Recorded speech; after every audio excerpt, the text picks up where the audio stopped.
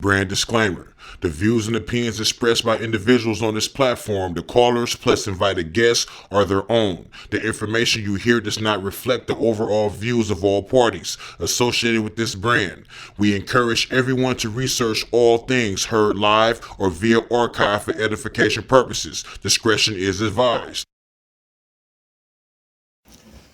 All praises, all honor, all glory to the supreme intellect of the universe. This is Nasi Yashuvel of Shomrei HaTorah in Atlanta. And if I'm not reading my Torah or suplexing some false deity, I'm listening to my man, Showtime, and Debate Talk for You Radio. Beautiful. Keep doing the good work, brother, bringing forth the information and spreading that love. Fringe check, download today. Fringes is a new mobile app designed to meet, mix, and post with Torah keepers like you. That's right. How pleasant is it for brethren to dwell together in unity? Bring it out. Fringes is available on Google Play and the App Store. Does your new or existing business need a strong online presence? With close to 4 billion people using the internet every single day, it's imperative that your business product or service is easily found by those searching for what you offer. Welcome to My Hosting Plus, your #1 online service provider. Our team of highly talented web developers and graphic designers specialize in creating eye-catching, pixel-perfect websites and graphics that are highly successful in converting leads into ongoing customers. No need to go elsewhere for web hosting, domains, professional emails, and social marketing. My Hosting Plus offers a one-stop shop experience that our clients love and appreciate. So what are you waiting for? Head on over to myhostingplus.com today and let our team elevate your business to the next level. Don't touch that dial. You're now listening to Debate Talk for You Radio.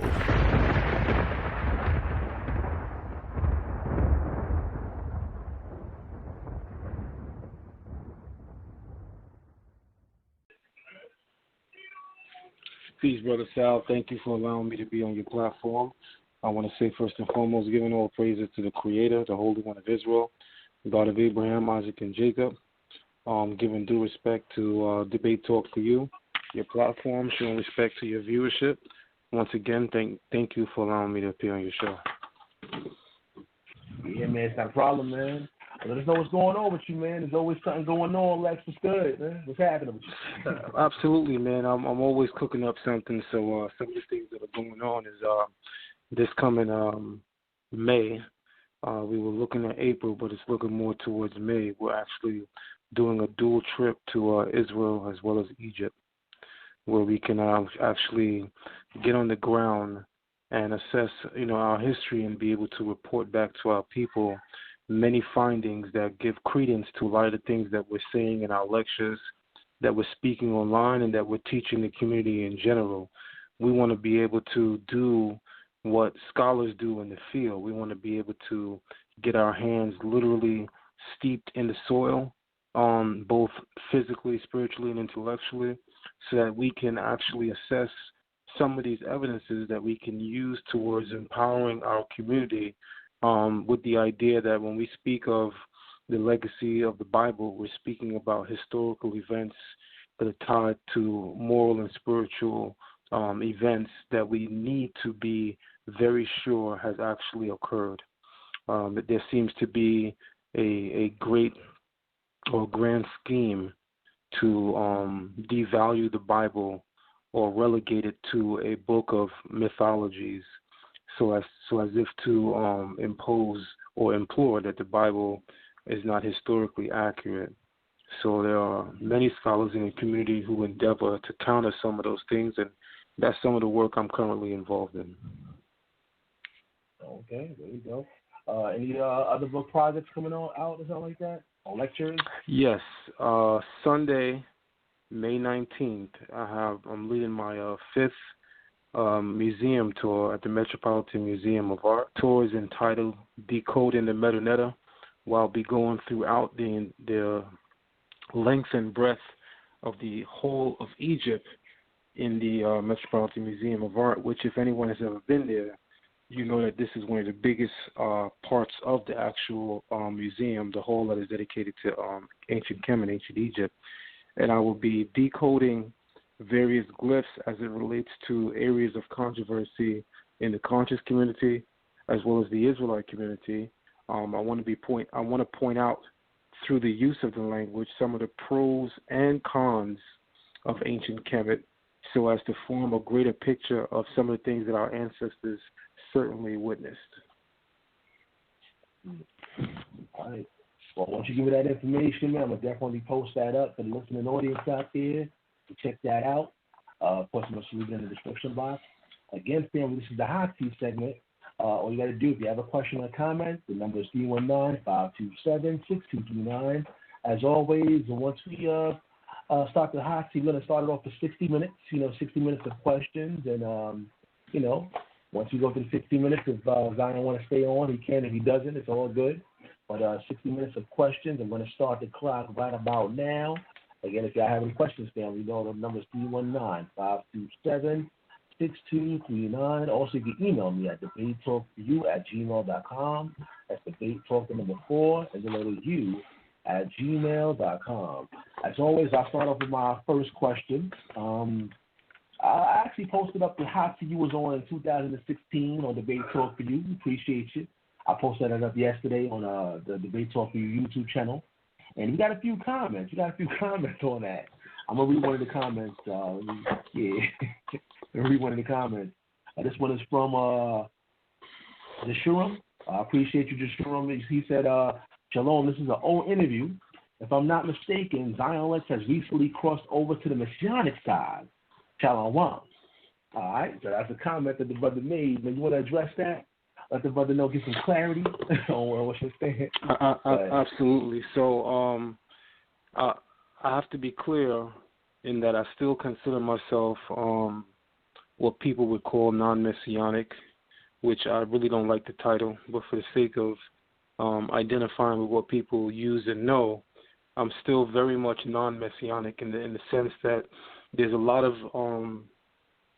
gray area, for lack of a better term, for me personally when it comes to the identity of the Messiah.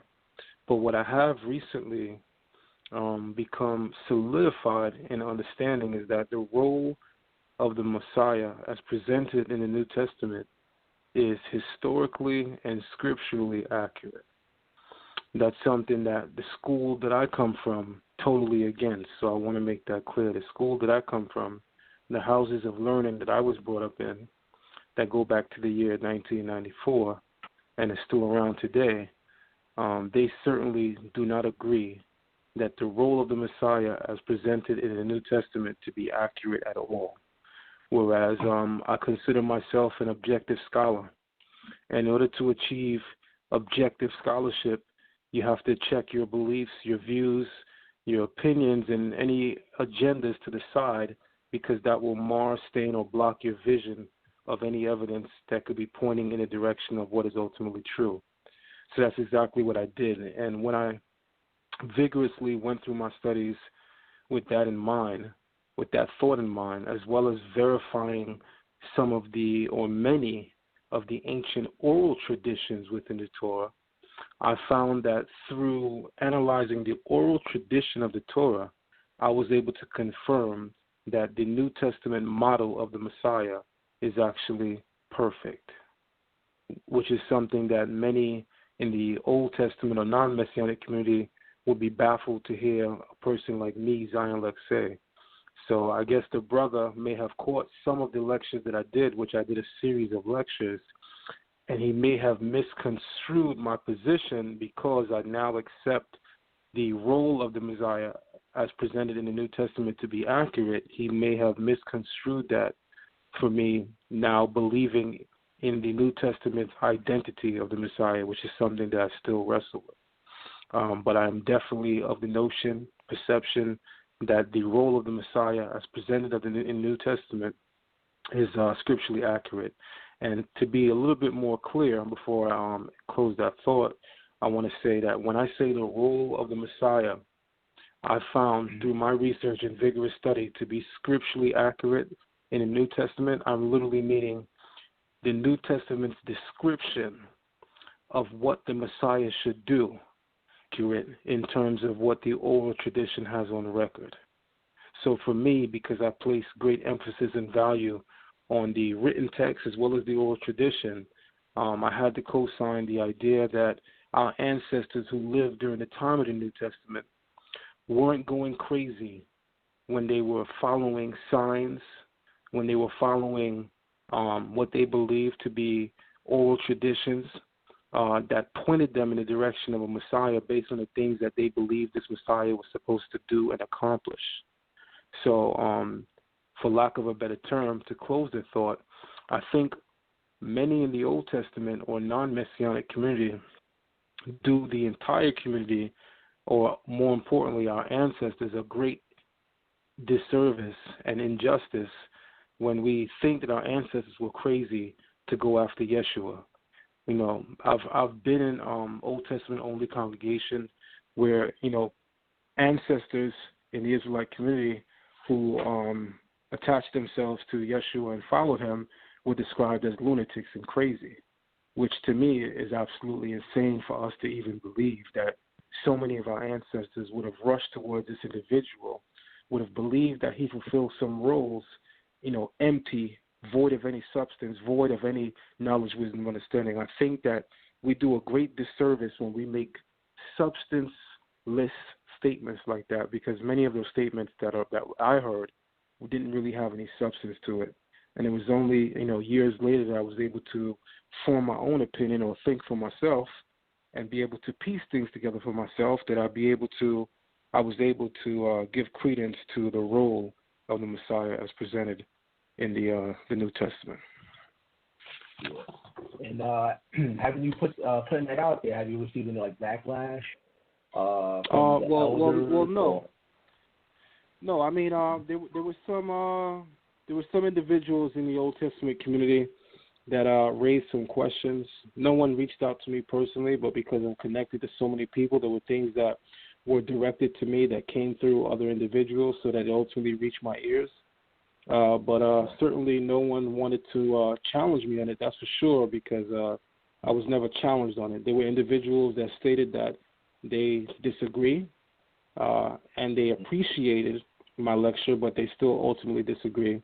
But no one actually endeavored to challenge the things that I presented, which for me kind of ends the argument, because I always say that a good dialogue is empowering. So if we are all brothers and there's points of disagreement that we may hold, we should always be able to dialogue about those things. But the minute that we decide that we don't want to have a dialogue, we almost give in to what the other person is saying. We almost give credence to what they're saying if we are willing to not challenge the things that a person is saying that we may disagree with. So I took the fact that many decided not to challenge it, as many just simply couldn't deal with what was presented ultimately.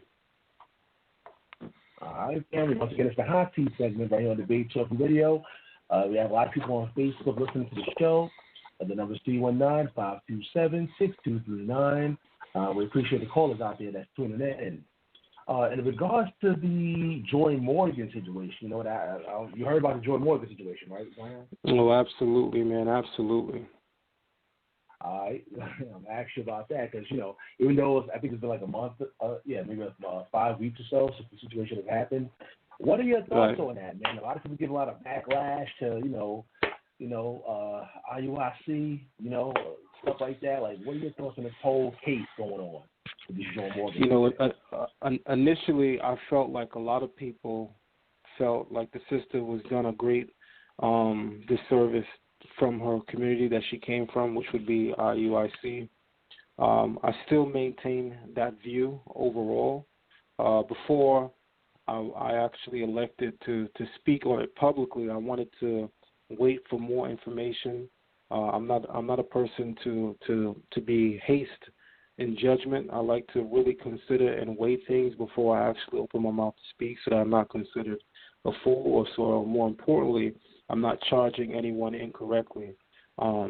character defamation is a serious thing, even in the Torah itself. So we want to be very clear when we make accusations against our brothers and people in general, but our brothers specifically. We want to be clear on the facts before we make accusations. But after looking at all of the facts, some of the things that I had to come to the realization is that IUIC failed this sister. You know, the sister was a part of that particular camp, that particular organization, and they did not give her enough voice. They did not give her family enough comfort. I mean, the sister hails from your community, from your organization, and we didn't find out about these things until white media presented it to us, whereas IUIC was aware of it before many of us heard of it via white media, because the family actually reached out to IUIC before it became viral. So that means IUIC was very aware of her death, the circumstances of her death, yet they never went public to join in on the mourning process, or to join in on trying to uncover more information, or to publicly even denounce the brother who was accused. And I mean, that's a touchy situation too, because until a person is found guilty, their innocence is certainly presumed, and this is equally true even within the Torah. A person is presumed innocent until you can prove them guilty. So you really don't expect IUIC to come out and condemn this man before all the facts are presented. But I mean, you at least want to condemn the act, and you at least want to make statements that say that if this thing was done by this brother, then we will make moves to condemn him and excommunicate him and anyone connected to him in the community. But none of that was done. So I believe that ultimately that community failed that sister. And I think that her death was a tragedy in more ways than one, because she was so young. The sister was going to school to become, I believe, a Hebrew, I want to say midwife, for lack of a better term. She was going to school to become a midwife, and she's a Hebrew, so she's basically going to school to become a Hebrew midwife. So in today's language, she was going to school to basically become a doulos, or a doula. And, I think that, again, the way that sister's life was violently taken for her, and some of the conversations that are being held about why it was taken from her, in that the brother who was accused of taking her life may have had a romantic interest in her, is just absolutely insane. And I think that a major part of what may, because I don't know all the facts, a major part of what may have led to the sister's life being taken is some of the doctrine in the community from a lot of organizations. You have organizations that teach that women are property. In fact, there's a sister online, I don't want to say her name, but there's a sister online who, her profile picture today is, I'm the property of brother so-and-so from ISUPK. Really? Within the culture of Torah, women are not viewed as mere property. And that kind of language leads to people feeling like someone's point of view, someone's feelings, someone's character, even someone's body and spirit has no real value. So that it makes it easier to commit acts of violence to people when you consider them as property. We were considered as chattel slaves by, early colonial colonists here in America and slave masters. And due to that notion that we were simply relegated to property, made it easier for them to do the things that they did to us. So a lot of the doctrine that is preached in the community is also the reason why this thing occurred to that sister, because that brother simply could have said to himself, if in fact the accusation is true, that he came on to her and she wasn't interested and he couldn't take no, and that wind up, causing the sister to lose her life. The problem with that is there are many in the community, among many different camps or organizations that teach that, you could just take a sister. You have groups like GMS that say, we could just take women, which is absolute insanity. Like there's an entire process that Israelites go through before having a wife, before, acquiring a wife. This is this is just so fundamental Torah, it's not even funny. But it also points to the fact that a lot of people are not practicing Torah. A lot of people are teaching Torah. A lot of people are speaking Torah. Very few people are practicing Torah. And I think that sister's life should become a beacon and a hallmark and an example for many in our current generation that there's a lot more work that needs to be done if this can occur in 2019 among so-called awakened Israelites. Yeah. There you have it, family. We have ZION LEXX right here in the Hot Tea segment of Debate Talk Free Radio. Again, the number is 319-527-6239. It's press number 1, family. Press number 1. If you have any questions or comments, I got to check my emails and see if anybody's interacting with me there. The email is debatetalkforyou@gmail.com. That's debatetalk, the number 4, the letter U, @gmail.com. As usual, I'll throw out a few questions first, and then, of course, we get to the audience to hear what you guys got to say. And the number is 319-527-6239. Having said that, how do you feel like the community from the outside looking in has responded to that situation as far as Joe Morgan, especially the women? Have you been... yeah. I want to say that I think that the response to what occurred, the momentum was initially good. The momentum that the community gave this story was pretty good because you saw several different factions jump out to inquire about what occurred. But the problem that I noticed, and I tend to be a person that really, really, really pays attention to details, the problem that I noticed within that is that many different organizations, without naming anyone in particular, but I'll just generalize them, many different organizations use the opportunity of her death to deal with grudges that they may have with IUIC. So this became this tragic event where our young sister and her precious life being violently taken away from her became an occasion for many organizations to condemn a group that may have more momentum than their group. As we know, IUIC just this year past held one of the biggest demonstrations among Israelites that we've seen in a very, very long time. And many were jealous at that. Many spoke against them for that, and myself and a couple others that I noticed, and I'm sure there's many more, but a couple others that I noticed actually spoke very warm and welcoming of that, even though I disagree with a lot of things that IUIC teaches. To watch so many Israelite men, to stand in military order in the name of Torah first, in the name of the Creator first, in the name of our culture, that was powerful for me.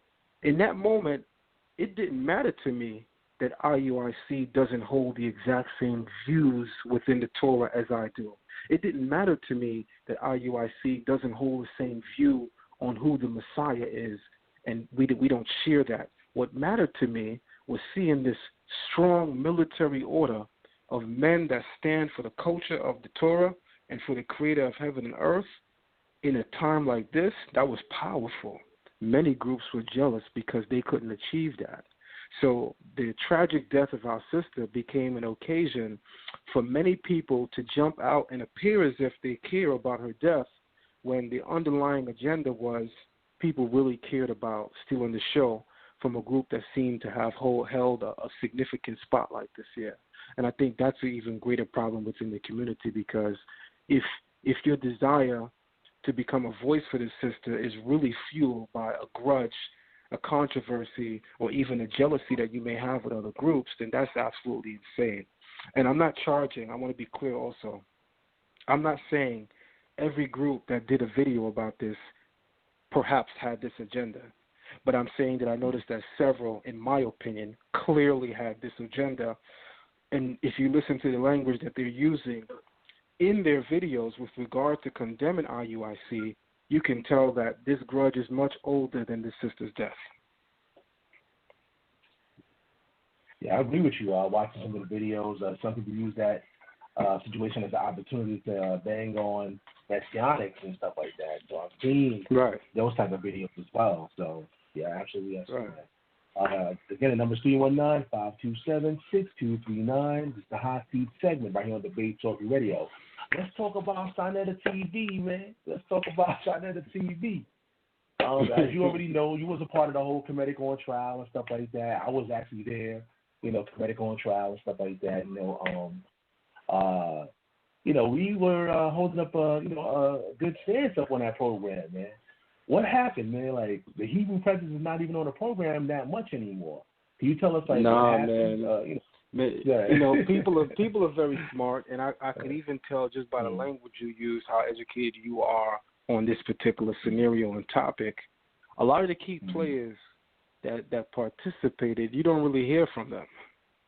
Yeah. Some have chosen to take themselves out of the community because of their disgust for the low morale. And I'm speaking in particular, and in this case, I'm not afraid to name names. I'm speaking of my brother Nasi Yashuvel.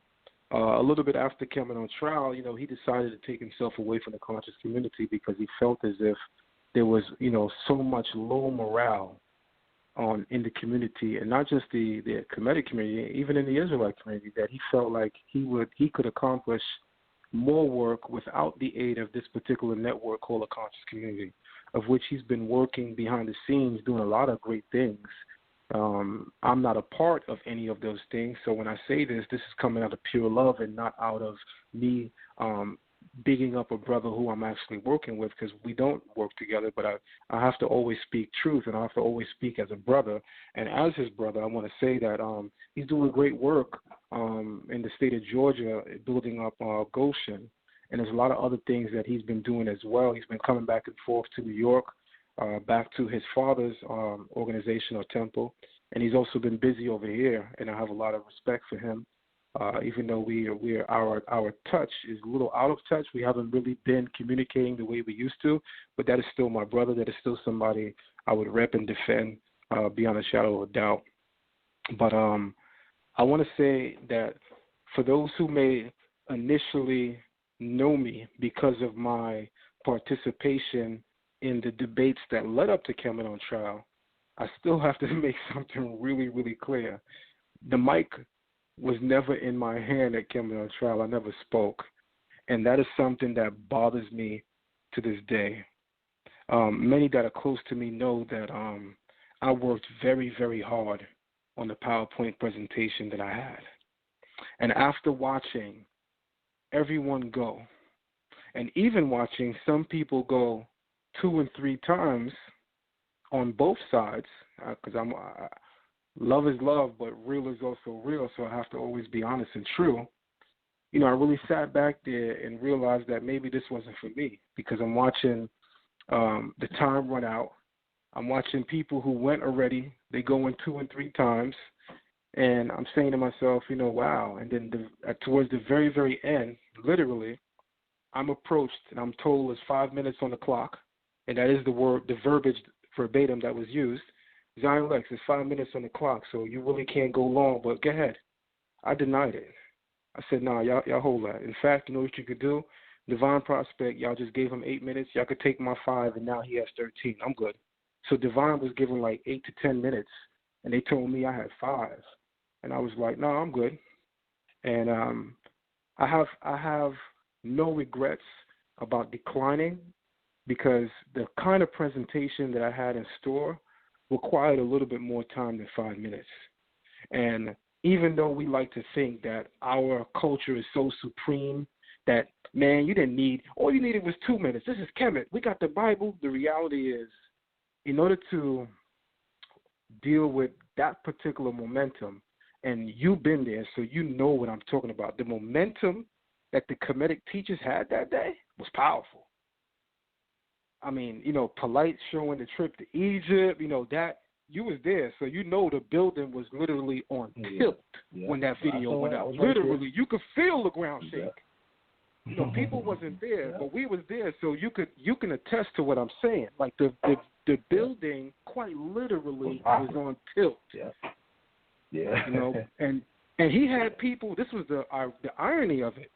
He didn't just have people rooting on the Kemetic side. I seen Israelites clapping. Yeah. And I was like, wow, that was deep for me. Wow. So, there's a lot of things about that particular event that bothers me to this day. And I believe that particular stage and event is the reason in part that I go so hard. If you notice, since that event, it's hard to not hear from me an entire year. I'm resurfacing. I have this going. I have that going. I'm on this lecture, that debate. Not being able to participate that day and watching the Kemetic community celebrate what I will admit was a victory over the Israelites. That really hurt me, especially knowing after having heard everyone's presentation and knowing the presentation that I had in store, I was hurt because I could tell you beyond a shadow of a doubt, Kemetic trial was 2014 or January of 2015. The information in the PowerPoint that I had to present that day, they still can't deal with it, and this is 4 years later. So I knew for a fact they wasn't ready to deal with what I had that day, and it bothered me, man. So to answer your question, without letting out too much emotions and feelings, I want to say that the thing that most stands out to me about Kemet on trial is that the overall event sparked something within me to literally become a beast overnight, because I never went so hard in my life when it comes to defending our way of life and our culture. Yeah, because I remember, watching the videos leading up to the Kemet on trial. Like, I believe, ZION LEXX, those rumors of you and Polite having a debate, and all that. So the hype was there. The hype. People wanted to see those type of things. That's right. In fact, do you feel like Sarnetta? Yeah, I'm sorry. I just want to make this one point. No, Sarnetta, go ahead. Sarnetta hit me up literally the day after the debate to say to me, man, I feel so bad that you didn't even speak. And this is his words, not mine. He said verbatim, you and Polite basically sold this debate. Because if you remember, it was me and Polite that really promoted that event. There were brothers that did videos such as Hashar in the room with Polite, and that was a good video. Me and Polite had about 6 or 7 videos going back at each other. Crazy. Yeah. And even one video he did, remember, he got a bunch of Crips to come out. That was because of me getting on him, that he felt like he had to show he was gangster. To have participated in that event and promoted it so hard and watch people speak, not just once, but twice, but 3 times before the mic is even passed to me. At that point, brother, I was beyond hurt. But where I stand today is a totally different space. And I still have love for all the brothers that participated on all sides. And I ultimately realized that everything is in the Creator's hands. So there was a reason I didn't speak that day, and it was quite possibly to build the beast that I have become today.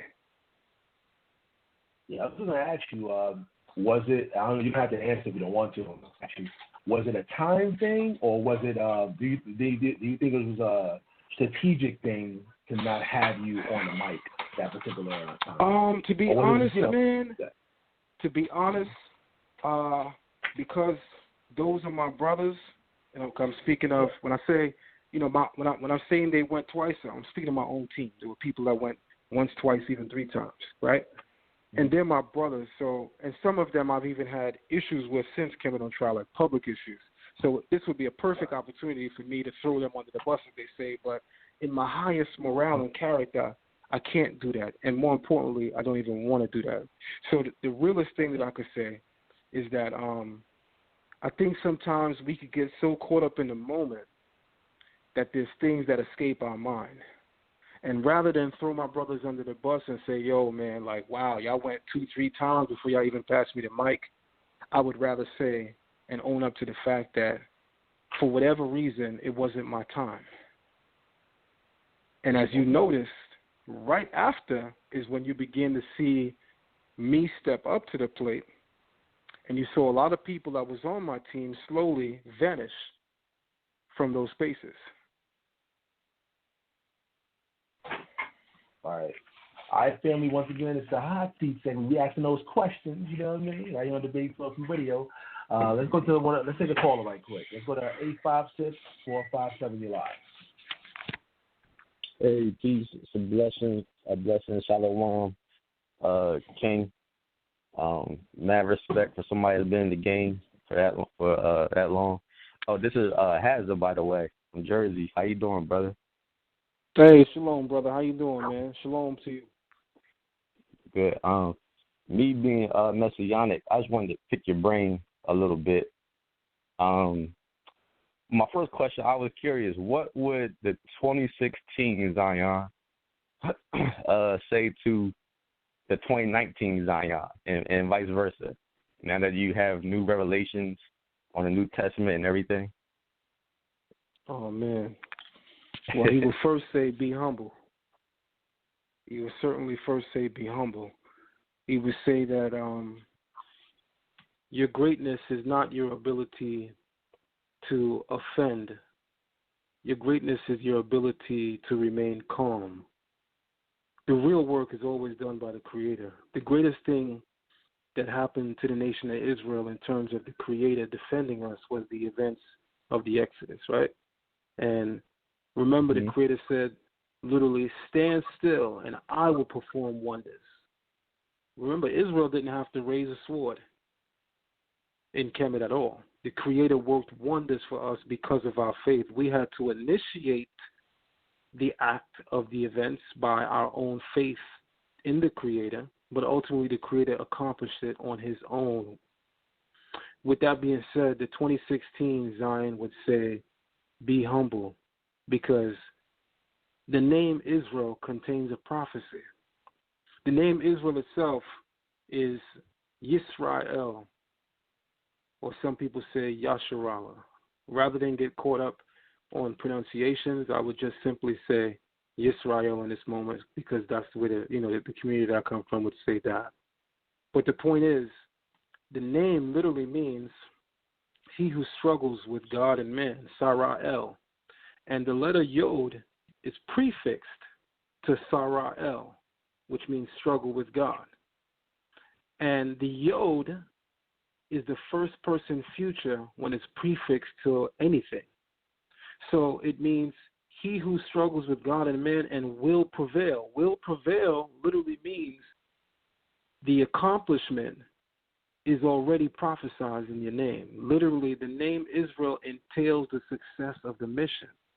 A lot of times we out here, fighting, tooth and nail against completely ignorant people, sometimes to the extent that we almost lose ourselves, not realizing that we don't even really need to go that hard. Because remember, ultimately, it was already written. And the Creator's word doesn't return back to him void. There's a prophecy in our name that entails the success of the mission. He who struggles with God and man and yet will prevail. So we already won. You just have to participate so you could be included in that number. So the 2016 Zion would say the 2018 and 2019 Zion, be humble. Okay, right. I deeply agree with everything you just said, man. Yeah, 100. Can I get two more questions if I can? Hello? Sal? I'm sure Sal stepped out, but I don't mind. Okay. I appreciate it. I heard you saying you're going to Egypt on a trip. Yes. Have you ever heard of the Ron Wyatt discoveries in the Red Sea with the chariot wheels down and on the bottom of the seafloor and stuff? Yes, sir. Will you be around that area? Well, we are definitely going to spend 14 days as of now in Israel, and I'm actually looking to spend a little bit more time in Kemet. So I'm going to be going a full month. So I'm looking to spend maybe 17 or 18 days in Egypt.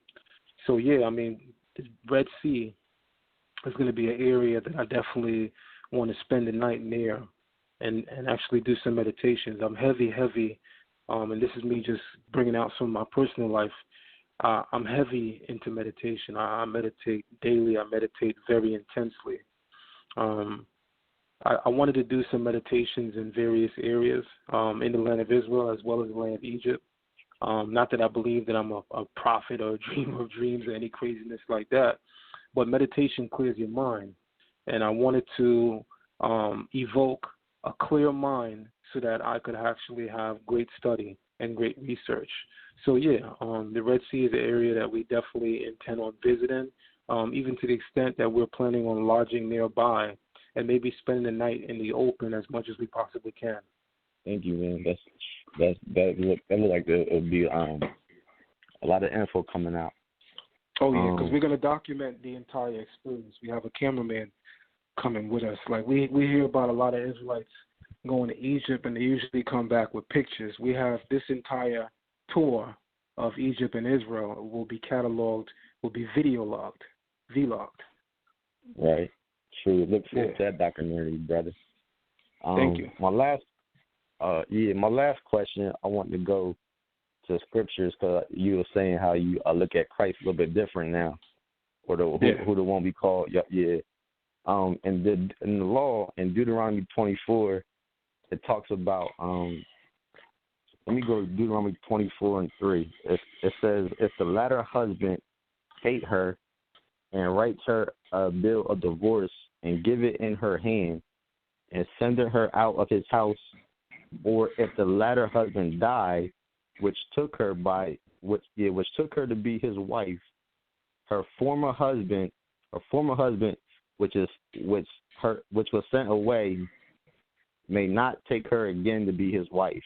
After that, she is defiled, for that is an abomination before the Most High. That's right. Now,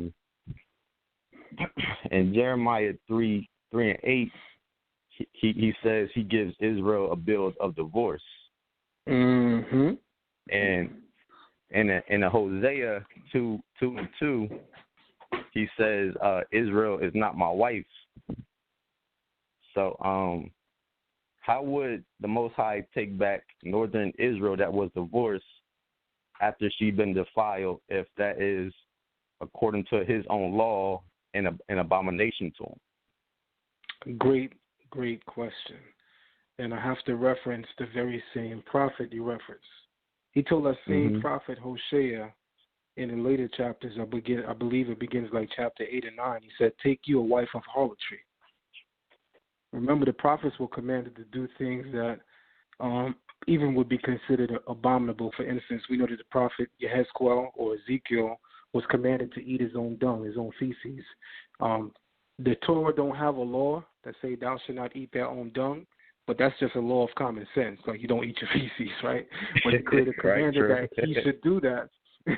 But the Creator, and the reason why I said it like that is because sometimes Israelites think you need a law for everything that ought not to be done, when the reality is certain things are common sense and you should know not to do it, right? So that's the reason why I said it like that.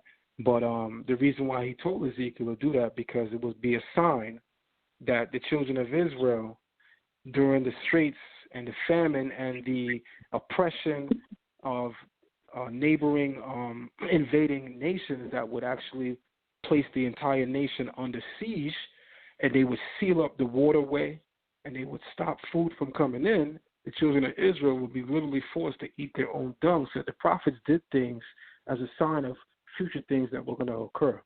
So the Creator also tells Hosea, take you a wife of harlotry, because even as I gave Israel a bill of a divorce, so shall I take her back. Yeah, I understand that part, but can you, I just want to pick your brain a little bit. How would he take her back without being an abomination? Like, how would he do it without breaking his own law?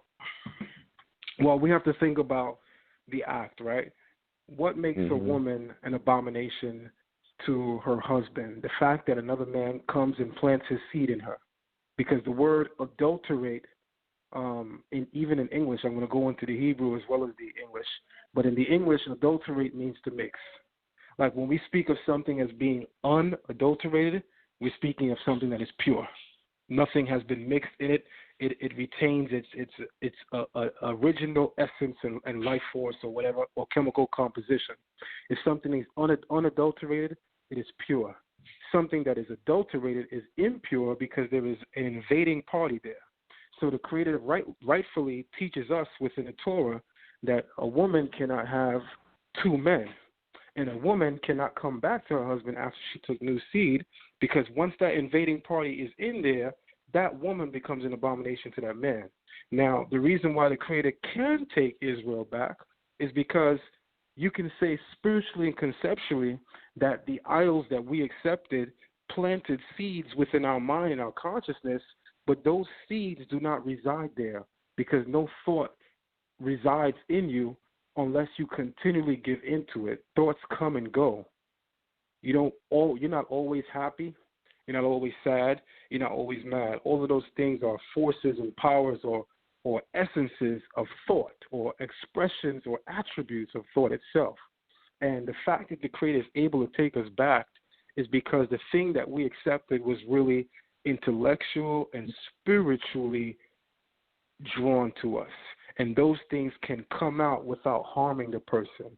Whereas physically, once that is in there, she's done to that man.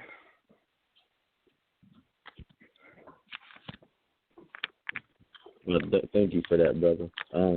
You're very welcome. Yeah. If I may add, do you understanding what New Testament believers believe? How would they answer that question? No, I definitely couldn't speak for how a Messianic would answer that question. But my bad. What I'm trying to say is, like for me, I believe the only way he could bring them back without breaking his own law is he would have to die for Israel, because through death you're not bound by a law. So if he was to die and come back, he would be free to choose a new bride, which in Romans 7:1, Paul was up on that too. And in 7:1 he says, "Know ye not, brethren, for I speak to them that know the law." So right off the bat, Paul is saying, if you don't know the law, don't even read this part. So he's saying, "Know ye not, brethren, for I speak to them that know the law, how that the law haveth dominion over a man as long as he liveth. For a woman which has an husband is bound by that law to her husband, so as long as she liveth. But if her husband be dead, she is loose from that law." So Paul's talking about the law of marriage, not talking about the whole entire thing. And in verse 3 he says, "So then if her husband liveth, she is married to another man, she shall be called an adulteress. But if her husband be dead, she is free from that law, so that she is no adulteress, though she be married to another. Wherefore, my brethren, you also have become dead to that law by the body of Christ, who died and resurrected, so he can marry Israel again." Okay, so just from observation, I would say that that correlation and that example would only be true if we're also believing that God Himself is the Messiah, that God would actually come in the form of the Messiah and then He would die. Is that correct? Not my belief on it is He would have to send one. When Christ said, that's why He says we are one. Right. On as on one accord. Like that's why Christ had to be blameless and spotless. I don't believe Christ is the Most High. I don't put Him on that level, but I see Him as a God that is omnipresent, cannot die. So let me send somebody to represent the spiritual marriage that was done on Mount Sinai, and represent the spiritual divorce, and represent the spiritual remarriage, I should say, like in Jeremiah 31:31. Okay, that's definitely something that I've never heard as yet. I could weigh in and share my views.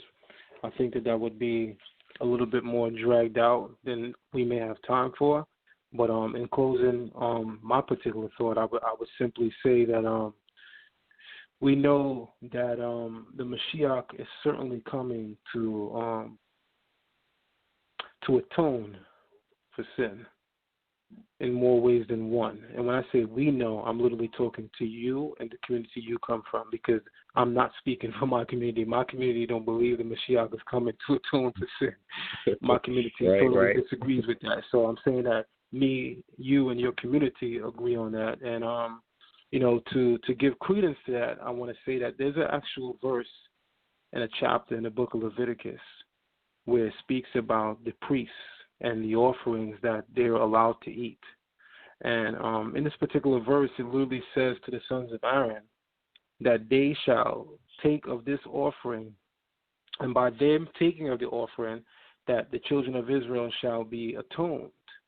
And I was like, wait, time out. Only God can atone. How is the priest atoning? Like, this was crazy to me. And then I really looked it up in the Hebrew, and the Hebrew was suggesting that the priest can actually affect this atonement, and that was something that was unique to me, because the community that I came from always taught that, God always did that. So that was a little powerful, man. But I thank you certainly for your questions, man. And I want to say that even though I always am known to rep the non-Messianic community, I just want to make it clear to you and anybody listening that I'm for the nation of Israel first. Like, all those labels don't mean nothing to me, and I wish I could use the word that I really want to use, but it's a curse word. But I really want to say it because it would emphasize what I'm saying. But you get what I'm saying without me ever having to say it. I rep for the nation first, man. Like, if we're in a room full of Israelites and it's about to go down with some other groups, I'm not looking around for where's my non-Messianic so I can hold them down. I'm holding down Israel, period. And we all have to adopt that spirit, because we are the sons and daughters of one man, Abraham. You know what I mean? And we look crazy. We look absolutely crazy saying, I'm not holding him down because he's Messianic. Or I'm not holding him down because he's non-Messianic. We all children of Abraham. How the hell we don't got each other back? Yeah. Well, brother, I am peace. So much love and respect for you. Thank you for letting me pick your brain a little bit. Bless you, brother. And thank you very much. Shalom. Thank you, Sal, for letting me spend some time with the brother.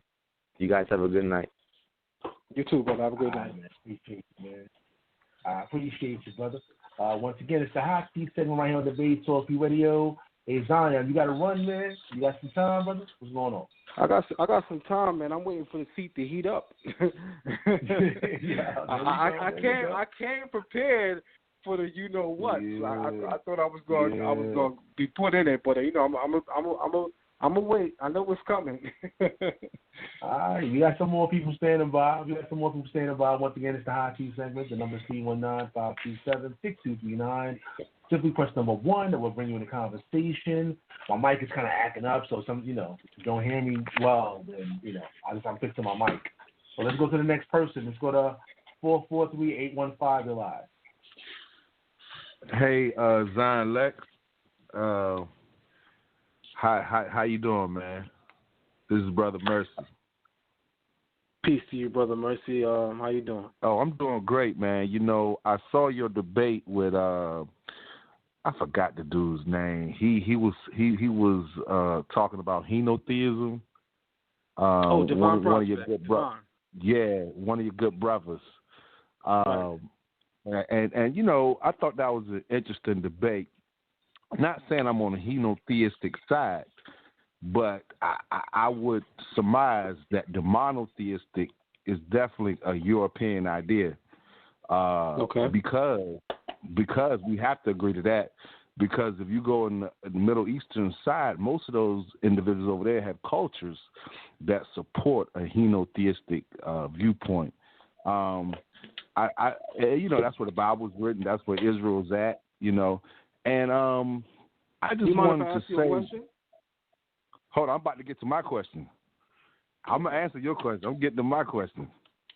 Okay. Now, I love you, brother. So I know you're intelligent. So I know you're gonna give me an intelligent answer.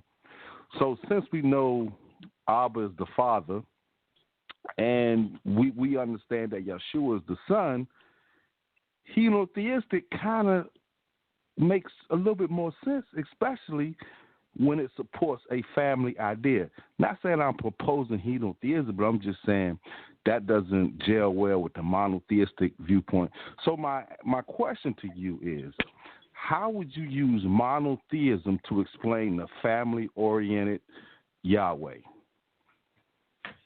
Okay, so let me first answer you according to how you opened up. You said that monotheism is really a European tradition, and before I even respond to your question, I want to give you an opportunity to give me an example of monotheism being European. What European spiritual system is monotheistic? Because when we think about monotheism, that's why the so-called Trinity is so hard to explain, because when people say the Son is God, the Father is God, the Holy Spirit is God, so now monotheism puts you in the box saying, okay, that makes the Son the Father, makes the Father the Son. You follow what I'm saying? That's why monotheism puts things in a box.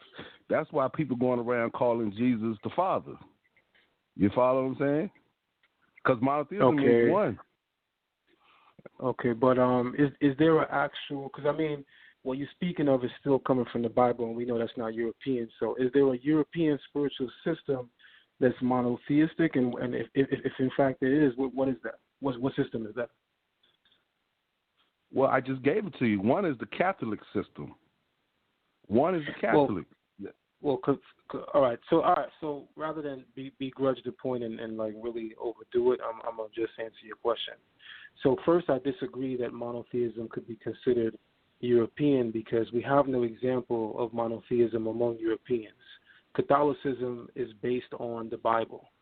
The Europeans' idea of how the Bible is to be interpreted, but nonetheless, the Bible is the foundation. They have attached many of their pagan ideas to it, but the root and the foundation is the Bible. So when we say that monotheism is a European concept, we have to first hone in on a European spiritual system that has nothing to do with the Bible whatsoever, which you cannot separate Catholicism from the Bible because that's what they believe in. You have to find a European system that does not attach itself to any African or any black system first and foremost, and then you have to identify monotheism within that in order for your statement to make sense. That's all I was trying to say. Let me say this. That's hard to do what you're requesting because the Europeans have colonized Africa. So, I mean, you're not going to find separation when they colonized us. But would there be a system that is European in origin that we could look at that is purely monotheistic? I gave you the Catholic Church. Okay, so I have to disagree with that, and then I'm going to answer your question. All right, go ahead. Which, henotheism, and I'm going to just say in my opinion, because I don't believe myself to have all the facts and all the answers. Henotheism, in my opinion, is not a great example of the spiritual system within the Torah or within the Bible. I think that the question that you asked me was a bit loaded because your question assumes I agree with you that Yeshua and the Creator form some kind of unity, which I want to tell you I don't agree with you. And the premise within your statement intimates that I agree with you, which I don't agree with you. Because you said, well, if, this is true, then henotheism must be the base. But the first thing you're not acknowledging is that I never agreed with you that that's true. So I think that was a little faulty. But first of all, I never said that you said that because your debate, I obviously know you don't support henotheism. I already know that because you debated against that. So I already know that. So I think you're misreading me. Okay, so because I already know you're against it because you debated against it. Right, I'm definitely right. Well, I'm against henotheism, but what I'm saying is your premise included the idea that Yeshua and the Creator form some kind of unity, and The assumption was that I also agree that that's true, which I don't. No, I didn't make no assumption with that. I said, again, you're not European. So I didn't make an assumption. I said it came from the Europeans, correct? So that right there should let you know that. Well, you said henotheism came from a European, but I'm specifically talking about the unity between Yeshua and the Creator, not henotheism. Yeah, I was saying the monotheism, right, came as a European idea. I obviously did not put that on you. And I'm not saying that you espouse the Trinity idea. That's not what I'm saying. I'm not saying that at all. I'm just saying that the Trinity idea which is well preached. I mean, this is something that's well, foundational to a lot of religious organizations. I'm not saying that's your thing. I'm saying since you argue against henotheism, I'm assuming that monotheism, or what theism are you supporting? To explain. Well, the reason why monotheism is so important to me is because when we speak about something, and we're using Greco-Roman language, number one, right? When we say monotheism, when we speak of the term mono, we're talking about one without equal. Right. Like there's other ways to describe one within the Greek language, but this term mono is talking about one who has no equal partner, one who has no help or any medium through which he works through or has to work through or has to work with.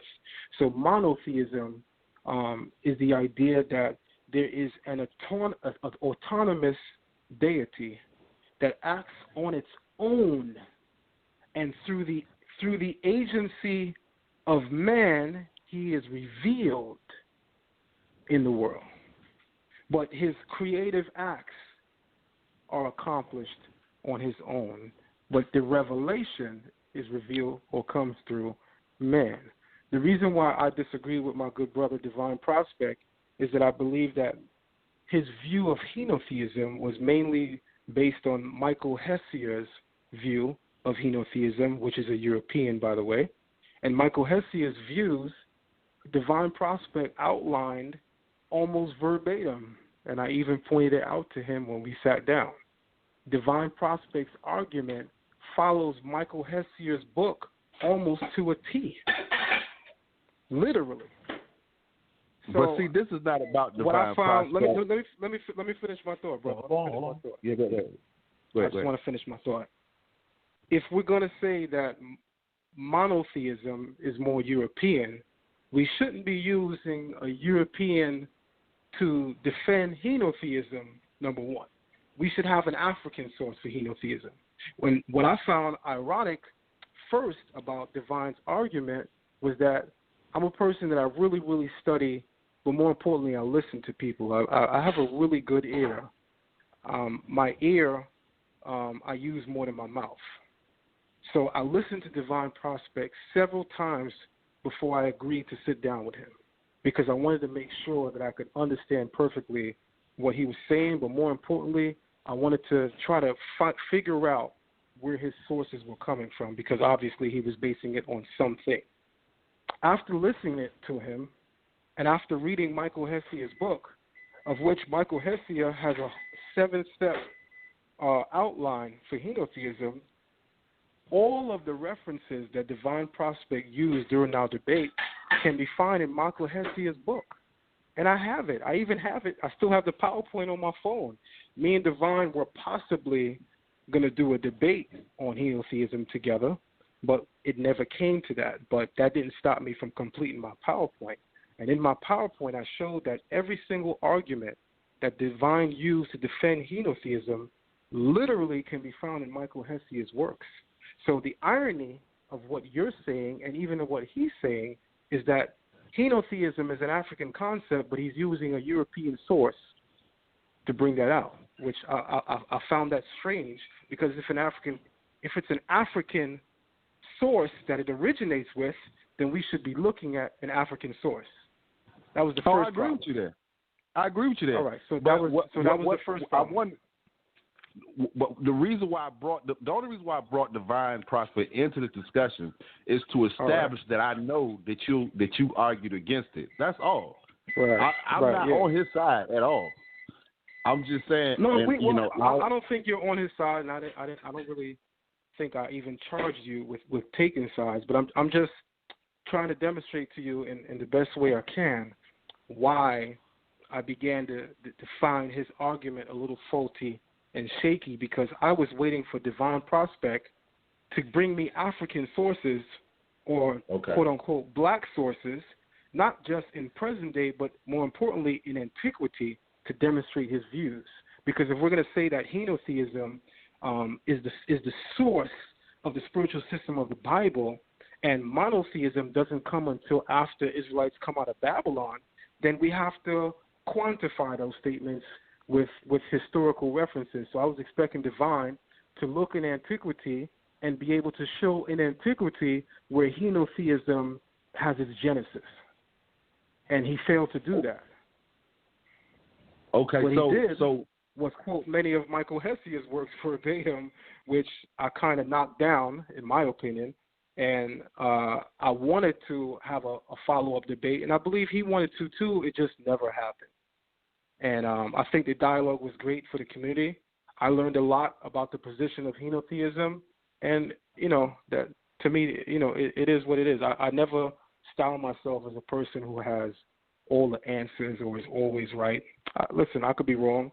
I'm sure I don't know everything. I'm sure Divine, and I've always given Divine, more importantly, a lot of respect. I go on record to speak about, the immense brilliance that brother has. But on this particular topic, I disagreed with him because even in your example, the example that you're giving me of a divine family wouldn't really work for me as a person that is coming out of the Old Testament only community. So I would need to see examples of this family in the Old, which based on your argument, there is no example of a Yeshua and the Creator in the Old Testament. Yeah, Mercy, want to respond or another comment? Because that's a caller standing by, bro. You got it, though. Yeah, but anyway, I just want. I'm almost done. I just want you to understand the direction I was going in.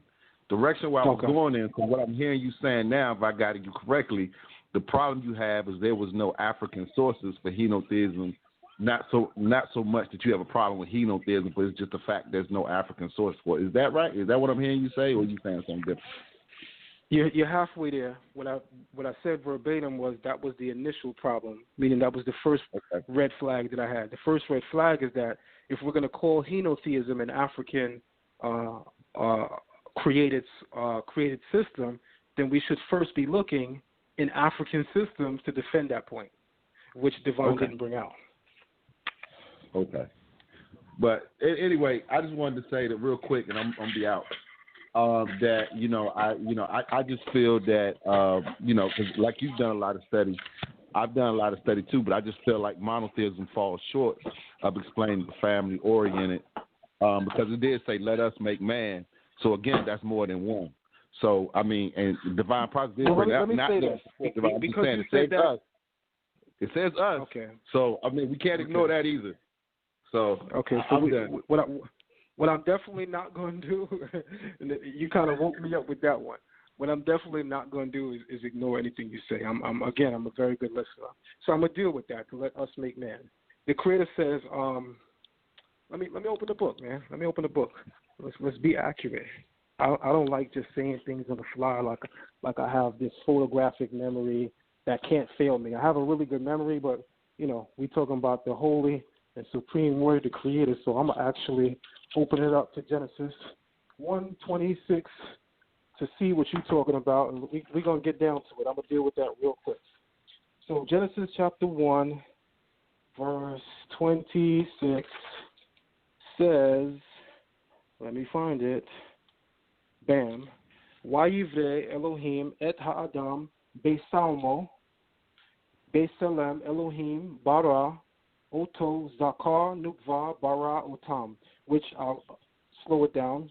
Vayivre Elohim, and Elohim said, et ha'adam besalmo, let us create man. Besalmo, let us create man in the plural, right? But if you go to the very next verse, which is verse 27, it says, Wayivrak, verse 27, let me find it. I was at verse 28. I think I actually read the wrong verse too, by the way. I read verse 27 the first time, so let me go back and read verse 26. Verse 26 says, Wayomer Elohim na'aseh, let us. Adam Beisalmeno, let us create man in our image. Verse 27 reads, Wayivre Elohim, which is, and God created man, and that's in the singular. If you know anything about our language, when one or more person, or two or more persons, let me be accurate. When two or more people are doing something, the verbs are always in the plural. This is how the Hebrew grammar or syntax works. So if me and you are fighting, the word for fight has to be in the plural, because that will let somebody know who's reading this that we're talking about two people. That's the way our language works. So if, in fact, there's somebody working with the Creator to create man, the word for create has to be in the plural. That's not the case. We just read Wayivre Elohim in the singular. Wayivre means and he created. That's a singular verb. That means there's one person acting. So now let me expound upon the meaning, because the question that you raise still is a very, very good question. All I'm pointing out is that if you're looking at the grammar or if you're looking at the language of the text, regardless of the fact that it does say, let us create man, the next verse says, and God created him in the singular, which means God acted alone. So now we have to figure out, why did God say, let us, but more importantly, who the hell was God talking to, right? Who was he speaking with? And clearly there was an audience. So the first thing we have to look at is that man is the last in the order of creation. The second thing we have to look at is all of creation that was created before Adam. Who could the Creator possibly even be talking to? Who possesses the intellectual and spiritual faculties that are akin or equal to man? It's certainly not the beast of the field. It's certainly not the fish of the sea. The only other thing it could be, and I'm going to say that with great confidence, because I don't think any Israelites here is saying that it could also be the sun, moon, and the stars. The only other thing it could be is the angelic host, which is not even mentioned as being created. This is where the oral tradition comes in. The oral tradition teaches us that the angelic hosts were created on day 2 and day 5, and there are different classes of angels, and that angels are not all eternal. Some angels actually have a lifespan, and the angels that have a lifespan were created on day 5, and the angels that are eternal are created on day 2. But nonetheless, the angels are in fact present when you also understand our oral tradition. So with knowing that angels are present, and knowing that angels do possess the spiritual intellectual faculties of man, and knowing clearly that they were present at this point in creation, when God said, let us create man in our image, it's not that the angelic hosts are physically taking their place and actually helping the Creator do anything or anyone else, but the Creator is acting as a sovereign king who moves with humility. You know, a king who moves with humility, which is what the Creator is, a sovereign king, everything that he does is attributed to his court. So that when I say that I'm doing something, I say that we are doing something. There's a saying within the Torah that says, the greater thou art, the more humble thou art. The greater you are, the more humble you should be. Me and my brother, who I consider my mentor, his name is Chief Uzziel. Just the other day, he made a statement to me about something that I did. And when I repeated it back a couple of days later, I said, we did it. And he was like, man, what you talking about? He was like, man, that was all you. I was like, nah, man, I was speaking in humility, man, because, we always do things together. You knew about this. You didn't actually physically do it, but you knew about it. He was like, nah, but you did it. It's the same point. Humility moves you to say in the person of people who are present that we did this, even though everybody is not acting in the same shape, form, and manner. It takes great humility to know that you perform the act on your own, but that others are present and still attribute it to the community as opposed to solely taking credit. So when the Creator says, let us make man in our image and in our likeness, the only beings that has the likeness spiritually and intellectually as man is the angelic hosts. And they are also the only beings in the Torah that share a title with us. Remember, the angelic hosts are called B'nai Elohim, the sons of God, right? Several times in scriptures, that's what we are called in our highest spiritual estate. We are also called sons of God. And I'll close my thought there.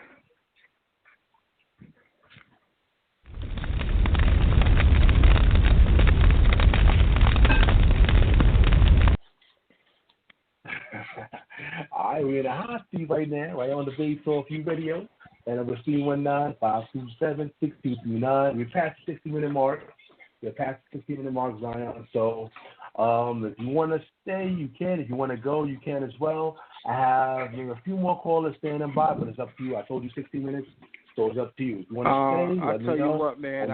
I tell you what, in the utmost honesty, I had a long day of work. I'm tired, but more importantly, my heart is always for Israel, man. Let's rock. Okay, I appreciate you, man. Thanks, man. Appreciate you. All right, once again, Zion's going to stay with us on the Big Talk U Radio. Again, the number is 319-527-6239. I see we got a social media question. Let me get that one out the way real quick. This one is from, this is my brother So Real. What's going on, So Real? He says, do you believe that Jesus is the Messiah? If not, why not? That's his question. Okay, so I do not believe that the Mashiach is Yeshua. But more importantly, I want to say that a lot of times the point of contention in the Israelite community, when all is said and done, among different groups, especially the major divisions and the major contention, which is non-messianic and messianic, we argue over something that the Torah itself doesn't even enhance. And I'm explaining what I mean by that. Throughout the Torah, the role of the Messiah is superimposed over the identity of the Messiah. What do I mean by that? There are several more passages which speaks continually about the role of the Messiah. So you have Isaiah, you have Jeremiah, you have Ezekiel, you have the 12 quote-unquote minor prophets, and minor is just the length of their book because some of these men were greater than Isaiah, Jeremiah, and Ezekiel when you really get into the oral tradition. For instance, Hosea as a prophet in the oral tradition was considered greater than Jeremiah, Ezekiel, and Isaiah put together. A lot of people don't know that. A lot of people don't pay attention to our oral traditions. So I take great respect when I say that the term minor prophet is really talking about the length of their book and not necessarily how we really measuring the spiritual space that they were in. Because if we're going to measure the spiritual space that they're in, Hosea was perhaps the best to come. Not greater than Moses, but certainly among those that are named. And saying all that to say, when you go through those books of the prophets, the first thing you realize is that they're all repeating the same things, the same themes, albeit in their own way, because a prophet always speaks in his own spirit. So that the message of Ezekiel and the message of Isaiah and Jeremiah and several others are generally the same, but because it's spoken through this individual, it may come differently. So saying all that to say, they're repeating the same themes. They're all talking about the role of the Messiah. A couple of them are saying, and he shall be called, so we're giving an identity. But the thing that is stressed most is the role of the Messiah. So I have to ask myself a question. Why does the Bible stress the role of this Messiah more than it stresses the identity of the Messiah? Then I come to Psalms 155, which reminds me of something I even know in the Torah itself. Psalm 155 says, salvation is far from the wicked because he seeks not thy Torah. I'm going to say it again. Psalms 119, not 155. Psalms 119, verse 155 says, salvation is far from the wicked because he seeks not thy Torah. Wow, that's deep. What does that mean? That means that the key to salvation is first and foremost being aligned and in sync with the will of the Creator, which is the Torah. The Torah is the revelation of his will. It is through the Torah that we can become what the Torah says, ye shall be holy, for I, the Lord thy God, am holy. Which we're essentially talking about the only way that we can emulate the divine righteousness of the Creator is to do his will or to fulfill his will as revealed in the Torah itself. So the Torah teaches us how to emulate the very character of the Creator, because the Creator continually says to us, especially in the book of Ezekiel, especially in Ezekiel 19, ye shall be holy, for I, the Lord your God, am holy. So he's teaching us that the way to approach righteousness, but more in particular holiness, is to emulate the Creator. And then you have to ask yourself, how do we emulate the Creator? Well, we have to do his will. And it's through doing his will that we truly become one. So if we're doing his will, and the revelation of that is the Torah, it makes common sense or perfect sense that the Torah is the key to salvation. When the Messiah comes, he's not going to save anyone because you figured out who he was and you know his name. If he asks you a question, the only question that he will ask you is, what commandments have you kept lately? You can't turn around and say, Yeshua, I knew it was you. I knew you was coming, and you got all this wickedness on you, but you knew it's him. So because you identified who he is, you attain salvation? No, that's the white man's logic. Israelites, I like to think, have a little bit more knowledge, wisdom, and understanding. We perfectly understand that the thing that will cause salvation is not knowing who the Mashiach is or the Messiah is. It is in knowing and practicing the Torah. That is what causes salvation. That's why the psalmist in chapter 119, verse 155 says, salvation is far from the wicked because he seeks not thy law. He didn't say salvation is far from the wicked because he doesn't know who the Messiah is. He didn't say salvation is far from the wicked because he can't comb through the scriptures and figure out the name of the Messiah. Salvation is far from the wicked because the wicked seek not thy Torah. So the only thing that Israelites in the diaspora need to focus on is how do we come together to learn the Torah, implement and practice it, because that will usher in the emergence of the Mashiach. And the Mashiach comes, it would be a nice thing if you figured out what his name is, and perhaps you're right that it is Yeshua or Yahushua. Kudos to you. But the real salvation is in, did you keep this law? So I think that Israelites spend way too much time arguing over who the Messiah is. And I'm going to tell you from experience, I'm an Israelite that keeps Sabbath and, a lot of all of the holy days. With that being said, I've literally been in spaces where I'm dialoguing or even arguing with Israelites. It's the Sabbath, and the brother like, yo, I got to go. I can't, keep dialoguing with you. Oh, why you got to go? Oh, I got to clock back in. You clocking back in? Yeah, I'm working.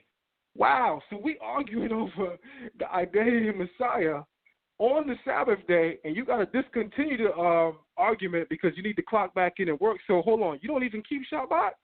So the logic don't make sense to me. A lot of the people that engage in these dialogues not even practicing Torah, brothers and sisters, if they are listening. This is where insanity creeps in. We are so focused on the identity of Messiah, and when I say we, I'm including the non-Messianic community who denies Yeshua as the Messiah. Because I think that the greatest ignorance is that when we say that we're non-Messianic, people say, oh, you don't believe in a Messiah. No, we believe a Messiah is coming. We just do not accept that Yeshua fulfilled that role.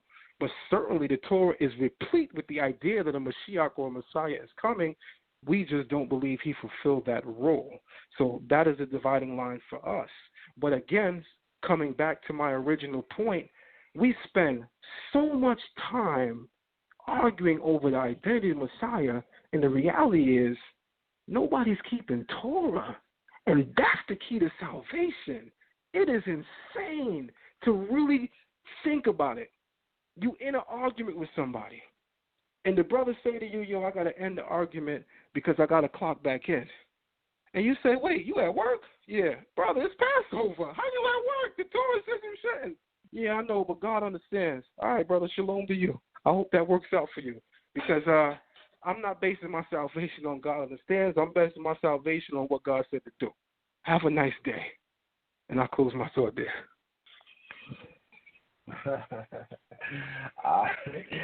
Once again, it's the hot seat signal right on Debate Trophy Radio. And number C19-527-6239. All right, Zion, this is what I did, man. I got the timer still up. I put only 25 minutes. 25 minutes. And I think we only have like 3 callers in the buy. So I guess once we get past these 3, and that should be it. Like you said, you went to work and stuff like that. But again, I appreciate you for staying on. So we're gonna get these 3 callers, get them out the way, and then after that, get some more closing words. Again, the number is 319-527-6239. But at any given time, if you want to, stop the show, we can. All right, but let's go to the next person. Let's go to 530-434. You're live. Greetings. This is B.I. out of Sacramento, California. How you doing, Brother Zion? Greetings. Shalom to you, Brother. Shalom. I'm doing well. How are you? Most definitely. I'm good. Thanks for asking. I agree with you when it comes to keeping the Torah. I will never go on publicly or anywhere and tell anyone I keep Torah 100%. I believe that Torah is a lifelong study. It is a lifelong walk. But I just want to get to a few of my questions. But before I get to my questions, I would like to say this: is that when it comes to the brothers that come out of your school of thought, a lot of them won't even admit to the things that you have said publicly. So I most definitely can appreciate your honesty and your belief and your stance when it comes to the Messiah. And I'm not here to ask you questions about who is and who isn't. My thing is that if Israel, according, and I understand Israel to be those who be obedient. If there's a bloodline, I understand that. But is truly Israel those who are striving and who are truly wrestling with the Most High? So if Israel, those who are going to be set apart, who is going to be called by the name of the Most High, are looking to be united or who are looking to stand to be set apart, we must come to terms. So what does it mean? What is the understanding as a whole of Messiah? Because I know there are brothers that come from your school of thought who are good brothers, and there are other brothers on the other side who are good brothers. But for some reason, we still have a dividing line. So when it comes to the Messiah, whether he has come or he has yet to come, asking a brother from your school of thought, my first question is, when it comes to the Messiah, do you believe that he will just magically, I want to say magically, I shouldn't say that, will he just appear, or will he be coming through a woman that has not had sex? That's a good question, but let me first try to backtrack to some of the earlier things that you said with regard to the Messiah to come, and in particular this name, or Israel. I agree with you that Israel is more than a bloodline and a genealogy. Israel is really a character and a characteristic and an attribute or spirit. Because I place great emphasis on the oral tradition, I always include it in my dialogues on the Torah. So I'm going to also at this time elect to speak about some of the wisdom in the oral tradition. The oral tradition says that in the book of Exodus chapter 19, where it begins by saying, and Lord God appeared in Paran, and, he came from Haran, and, it names different areas that the Creator appeared before he appeared in Mount Sinai. The oral tradition says that the reason why this is done is because it's literally saying before God offered the Torah to Israel, he offered it to other nations. And no other nation accepted it except Israel. Remember, there's a common theme throughout the Bible, in particular the Torah, that entails that God wants the willing heart. God wants you to want to do his will. God doesn't want you if you don't want to do this. It's the willing heart that is accepted in the temple, meaning that your sacrifices are brought through your free will offerings. Many of the sacrifices or the sacrificial system on a whole is described as a free will offering because you're bringing it of your own volition. You can't force somebody to bring a sacrifice. So the theme throughout the Torah is that you serve God because you want to serve God, not because of, you feel like you have to do this. So the point that I'm trying to make is that before the Creator offered the Torah to Israel, the oral tradition says that he offered it to every single nation upon the face of the earth. And Israel is the only nation that desired in their heart to do God's will. And this is the reason why the Torah was given to Israel.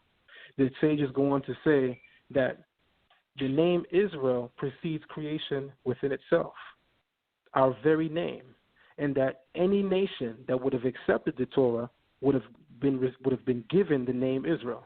Remember our eponymous forefather, Yaakov, Jacob. Jacob's name wasn't originally Israel. It was only after Jacob rose to a higher spiritual plateau that the name Israel was placed upon him. The underlying theme or thought inherent within that is that the term Israel could have been given to any man, any kingdom, or any nation. So Israel is, I agree with you. I'm saying all this because I agree with you, by the way. Israel is much deeper than a bloodline, and this is why I can understand some of the New Testament teachings that teaches that you are not of Abraham just by seed alone, seed and blood alone. And I believe the Old Testament enhances that when it says in Isaiah, I believe it's the 57th chapter and the 58th chapter, where it says that sons and daughters of the foreigners shall be gathered to Israel when the Creator brings about his salvation at the end of days, and that a place will be given to foreigners and eunuchs that's even greater to homeborn sons and daughters, meaning that strangers who are not of the seed of Israel will occupy spiritual positions even greater because of their morale and character. And to me, that just reinforces the idea that the concept of Israel is much greater than a genealogy or a bloodline. Certainly, it is a reality that Israel is a bloodline and is a genealogy, but there's a much deeper thought that many of us miss, which I think you clearly honed in on. And I believe the New Testament begins to bring it out even more when it clearly lets you know that you are not a Jew. A Jew is not him who was just simply circumcised in flesh. A Jew is him who was circumcised in heart. So it's becoming Yehuda or Judah or becoming Israel is much deeper than being circumcised, is much deeper than being of the bloodline. It's really about your heart, your morale, and your character. So I first want to agree with you on that. The second thing I want to say to answer your actual question is that, again, I think that while the idea of the Mashiach is extremely important, of which I can't even speak on this topic without drawing from the oral tradition. So the oral tradition says 7 things were created before anything was done. Among them is the name Israel, Jerusalem, the Torah, heaven and earth, as well as the name of the Mashiach. So because I understand the oral tradition, I can understand the New Testament saying that Yeshua preceded all things created. I can understand that because I understand the oral tradition, which teaches that the name of the Mashiach precedes creation within itself. This is why I said it's almost impossible to truly understand the New Testament without being privy to the oral traditions which preceded, because the oral traditions which preceded provide the spiritual foundation for all of its teachings, which is why I recently put my honor and character on the line to say that I now believe that the role and description of the Messiah as told in the New Testament is accurate, especially with regard to the oral tradition. So even with all those things aside, which I know I said a lot, I think that once again, as important as the Messiah is, the thing which is central to salvation is your obedience to the Word of God. The Creator, if in fact the Mashiach is to come and lay his life for his people, which I can tell you, and this is going to sound crazy to my community, I now believe that. And this might get cut up tomorrow. This might get cut up and remixed like a DJ Clue record. ZION LEXX just said he believed the Mashiach going to lay his life. This is about to be viral tomorrow, right? But if that is true, that his life may be laid as a sacrifice, here is what I want to say. Through the mouth of the prophet Samuel, the Creator said, obedience is greater than sacrifice. So even if that is true, which I have to tell you, there is a semblance of me that believes the Mashiach is going to do that, it is still not greater then you achieving unity with the Creator first and foremost by your actions being in concert and in sync with His will, which is the Torah. Now, see, the thing is that you saying that speaks volumes. And I'm not saying because it scores points for either side or whatever it may be. It's because honestly, when I talk to the brothers of your school that come from your school of thought, I don't want to just say Torah only because I want to be respectful. I wish you respectful because you guys believe to be messianic, and I want to be respectful of that. And that's fine. I have no issue with you. Exactly, I have no issue with that. My thing is that a lot of us who believe in Christ, who recognize Him to be Messiah, a lot of us, we don't have a clue on what you guys believe when it comes to this, when He does come, or when He reveals Himself, or how He's going to gather Israel. Is there going to be a temple? Is there a temple going to be built? We're asking these questions not just to be contentious. We're asking these questions because for a very long time, and I've been doing this for quite some time, I've been a believer all my life. And I didn't start engaging with brothers in School of Your Thoughts just maybe 2 years ago for the very first time. I understood you brothers were around, and I knew you guys' stance on a few things, but I did not know anything as specific in detail of what you believe when it came to your view and your understanding of what the Most High has revealed to you when it comes to your belief in Messiah. I just didn't. In the last 2 years, I've been constantly asking questions from various individuals, and then I get attacked for asking questions. And I just want to know, not to score points, not to gain one up.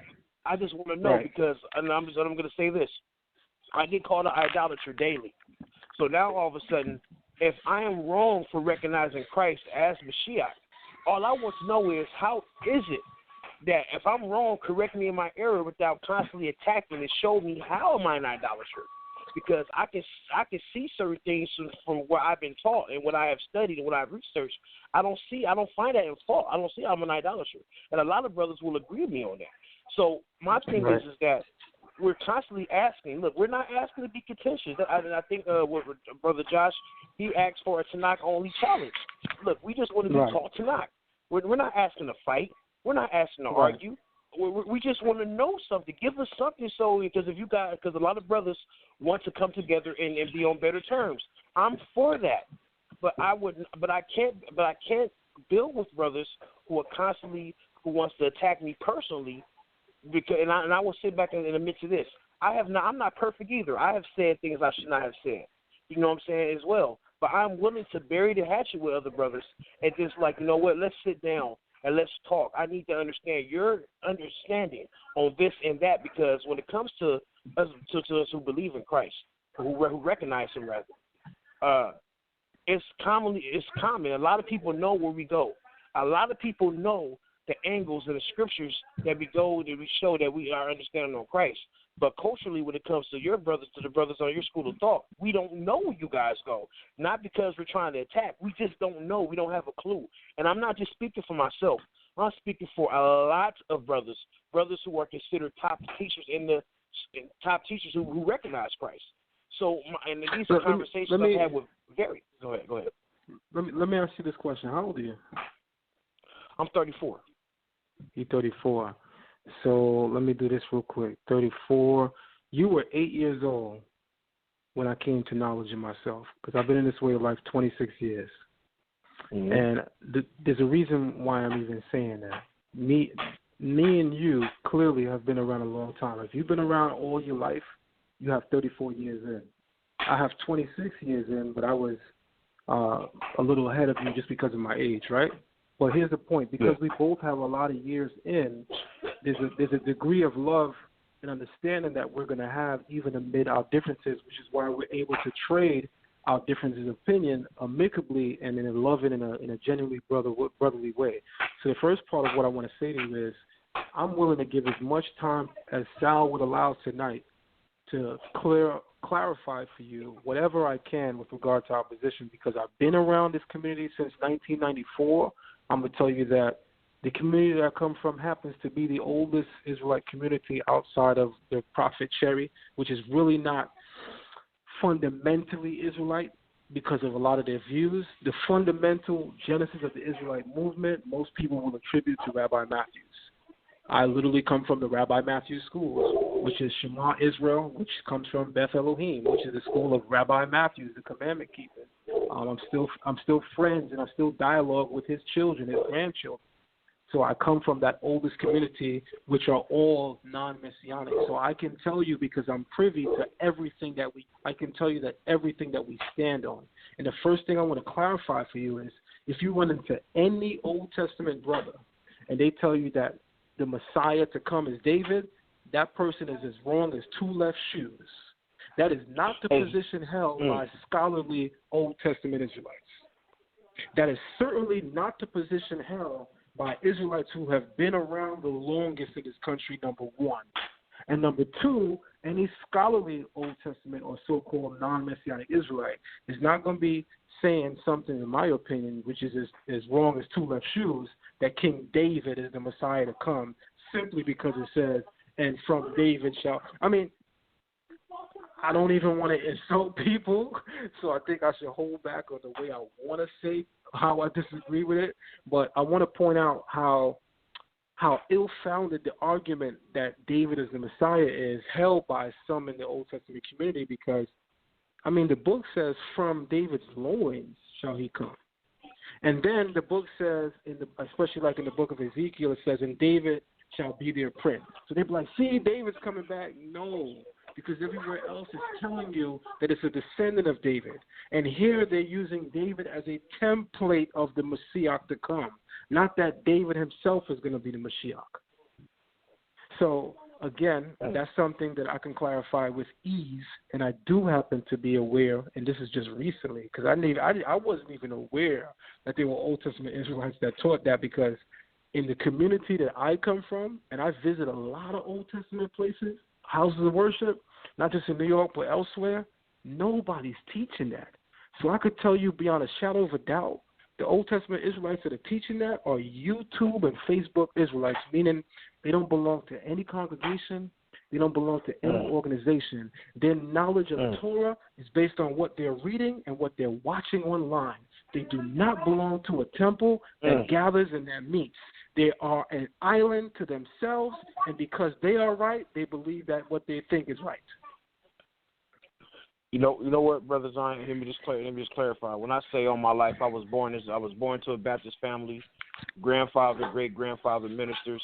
I didn't come into the knowledge of being in Israel till I was about maybe, I'll say, I remember my uncle was of Nation of Islam. He told me this as a little kid, that we were the children of Israel, but I didn't know what that was then.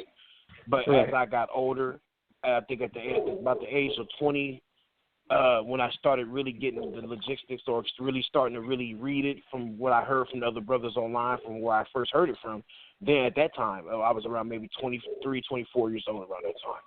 So, but the thing is that, see, the things you just said right now speaks volumes. See, now when I hear that, because when I hear a lot of brothers who want to come on Debate Talk for You and attack, their foundation based on them saying, oh, the Messiah is David, or people will even say that there is no Messiah. See, and then if that, when you say that, you're breaking what Torah says. So that's now right. All of a sudden, and then when I hear brothers, because we did a show a year ago, me, you, Anonymous Hebrew, and the thing is that we didn't have no quarrel. We just went into the law, and we went into the prophets, and we were building. And then you said some powerful things that night.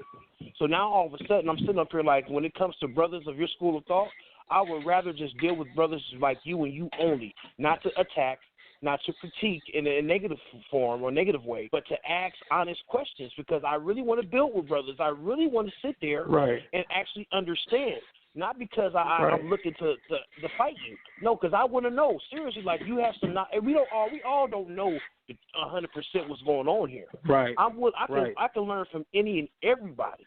But for you, the things you just spoke, what you just spoke this evening, my brother, you spoke volumes, and I feel good that you said the things you said, because now all of a sudden we see that there is a difference from brothers that come from your school of thought and these YouTube celebrities. We see the difference now. You know what I'm saying? Right. So you speak for the brothers. You come from a cloth that is totally different from the entertainers. That's right. And that's right. For instance, I'll give you a genealogy of the school that I come from. Right, I'm attached myself to the school that I come from. Most people may know of a person named Nasi because of a debate that he had with Seti. Do you know? Are you aware of him? Yeah, Nasi. I know Nasi Yashaville. I do. I'm All aware right, of him. so I just know him as Yashaville.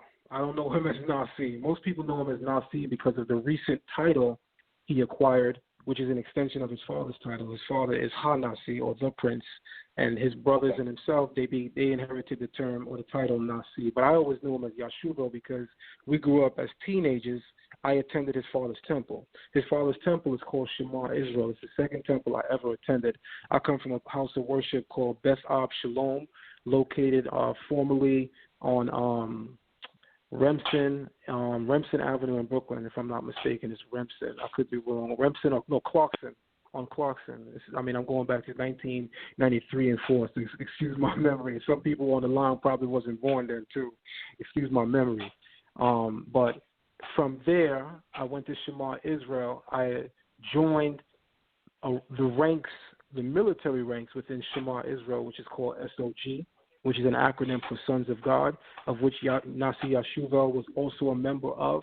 And every first Sabbath of the month, we would go up and we would teach. So we were groomed as teachers as early as age 15, myself and Nasi Yashuvel. And Yashuvel is the same birth year as me, 1979. He's July of 79, I'm November. So we are literally the same age. We came up in the same school of thought. And I could tell you beyond a shadow of a doubt, brother, that a lot of these people in the community that claim to be Old Testament, I'm speaking to my community right now, that claim to be Old Testament, the first thing you need to ask them, you need to ascertain is pedigree. Where did you come from? Did you find out that you're an Israelite because of a YouTube video? Did you find out you're an Israelite because of a Facebook post? Did you find out you're an Israelite because of Twitter and Instagram? Or did you find out you're an Israelite because you met someone, you went to a house of worship, you joined that house of worship, you gathered there, you worshiped there, you trade ideas there, and you began to grow into this and connect with it? Because I'm going to tell you right now, that makes a major difference. And this is not a shot. I want to be clear. This is not a shot at any Israelite who learned from those avenues, because the avenues that I learned from is much different than today because of technology. So in 1994, as everybody should know, there was no YouTube, there was no Facebook, there was no Instagram, there was no Twitter. In fact, there wasn't even Google as we know it. There was just dial-up AOL that went, everybody remembers that. You know, that's what we had. And when we wanted to learn, we didn't have Google. We had something called Encarta, which is a CD disc that we would put inside, a floppy disk that we would put inside of our big box head computer. We didn't have no flat screens and certainly no laptops that everybody had today. And that was our Google. That was our search engine. Google wasn't even around in that era. So we had to be connected to a house of worship to learn. And what that did was, when we had ideas that we believed were right, we would share them with other learned individuals who've been around longer than us, and we were able to find out that some of the things that we thought we knew were wrong. The problem with being a YouTube or online Israelite only and exclusively is you are a spiritual and intellectual island. Everything that you conceive in your mind, you believe is the absolute truth. And there's no one that you can contend with to show you or bring about anything new. So as the saying goes, a man left to himself is an island of confusion or an island of death.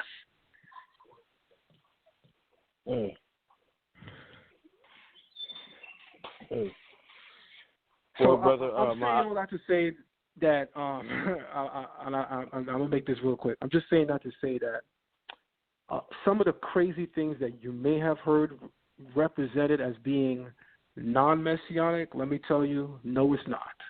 And you could use the opportunity right now to go through the list, and I'll break it down to you. I'll tell you what we believe, because I know what is taught within the ranks of the non-messianic community, and I can separate the pseudo teaching from that which is actually taught. Yeah, I just want to ask this one more thing, and I'll be done, brother, because I want to be respectful to the callers and you too as well, because we had a long day. I remember a couple of years ago, you had that dialogue with the individuals. I don't know these brothers, but you guys had that dialogue that just recently spoke about the other day, and the virgin birth came up. Now, I'm just asking you, when it comes to the New Testament text in the book of Matthew, we understand as clear as day what it says. Not only in the English, we can go back in the Greek and it says the same thing. Now, for you being a scholar, you being a man of intelligence, a brother who is known as proven, has a reputation of being a historian. When it comes to the thought of us believing that for those who do recognize Christ, according to the New Testament belief and based on your research, rather it was a written, because I hear speculation about, there's a Hebrew version of Matthew, and those are all speculations. I've heard conversations about the Hebrew version of this. I even heard there's an Ebionite version, and I have just come across recently that the Ebionites was a Gnostic sect. Now, I'm not going to sit back on record and say I know that for sure, but I just came across that recently, and I'm going to do more research on that. But my point is overall is that when it comes to the virgin birth, written in the New Testament, to be a believer in Christ, according to your research and your knowledge, is that required to be a believer in Christ? I would say absolutely not. In the most honest and direct way I could answer that, I would say absolutely not. And maybe there are some messianics out there that feel like I don't have the authority to even answer that question because I don't hail from that community. But since you're asking me and you're asking me to base it on my research, I'm going to say absolutely not, and then I'm going to explain why I don't believe that you have to believe in a virgin birth in order to maintain a messianic position as is held currently in the messianic community. Number one, I was at a museum here in New York City just a couple of weeks ago where I was identifying a couple of metadata or hieroglyphic inscriptions on a funerary scene that dates back to 2000 BCE roughly of a priest of Hathor by the name of Henenet. On the funerary inscription, the funerary god, lowercase g, Anubis, many of his titles are on the coffin. He is called He Who is Upon His Hill. He is called He Who Dwells in the Chamber of Embalming. And last, Anubis is called KRS-T, Christ. The title Christ is given to Anubis because Anubis is the one that prepares you for life eternal, because he is the one who prepares the body for mummification, and he also prepares and arranges a lot of the spells for the afterlife. So due to the role of Anubis, he is called in the Egyptian tongue KRST and also KRS. So you'll find him called Chris, or you'll find him called Christ with a T. But nonetheless, the concept is still the same. Now, when I said that, there was some backlash from the Messianic community that was like, wow, ZION LEXX is now using the metadata to come at us. That was crazy. I don't think a lot of people really pay attention to my work and what I try to do. I think I was very clear in the video. This is going to be answering your question, by the way. I think I was very clear in the video when I said that the term Christ is Greco-Roman in origin, Greek. The term, any Hebrew follower of Yeshua spoke Aramaic. The vernacular of the day wasn't even Hebrew. It was actually Aramaic, which is our sister tongue. No Hebrew would have called Yeshua or Yahushai, which is, I believe, incorrect based on my knowledge of Hebrew, so I'm going to go back to Yeshua. No Hebrew would have called Yeshua Christ. We would have called him Mashiach. I think that this Christ term originates with the Greek word Christos for anointment, but I think we also have to pay attention that Alexander the Great also went into Egypt, and many of the ideas that were found and carved on the walls of Egypt made its way into Greco-Roman religious belief. For instance, we know all of the Greek gods are based on Egyptian mythology, even down to their birthdays. It is actually recorded, and I can actually read it and see it for myself now, that the birth of Heru is December 25th. That's actually recorded in the metadata. You can see that Heru, the son of Orset and Asar, his birthday is December the 25th. This is the birthday of every single Greek god, and we know that's coming from Kemet.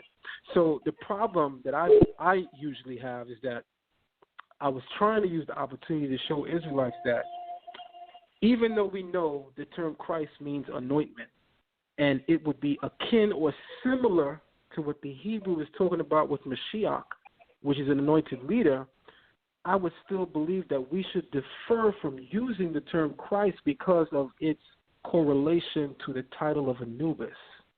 Because once we continually say Christ, even though we know what we're talking about, the problem is it is so much akin to the titles of Anubis, which would make it akin to Egyptian mythology.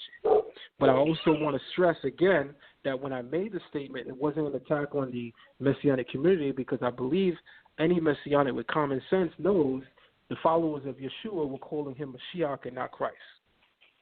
Right? So that, to me, answers part of what you're saying with regard to Christ, just in the name itself. Now, I think that it's very, very important that we all realize that the concept of a virgin birth, and this ties into why I brought up Kemet, it actually originates in Kemet. Because Heru's mother, she brought Heru or Horus in the world without the agency of man. That's how she came in the world. She came in the world without being touched by any man, without even knowing man.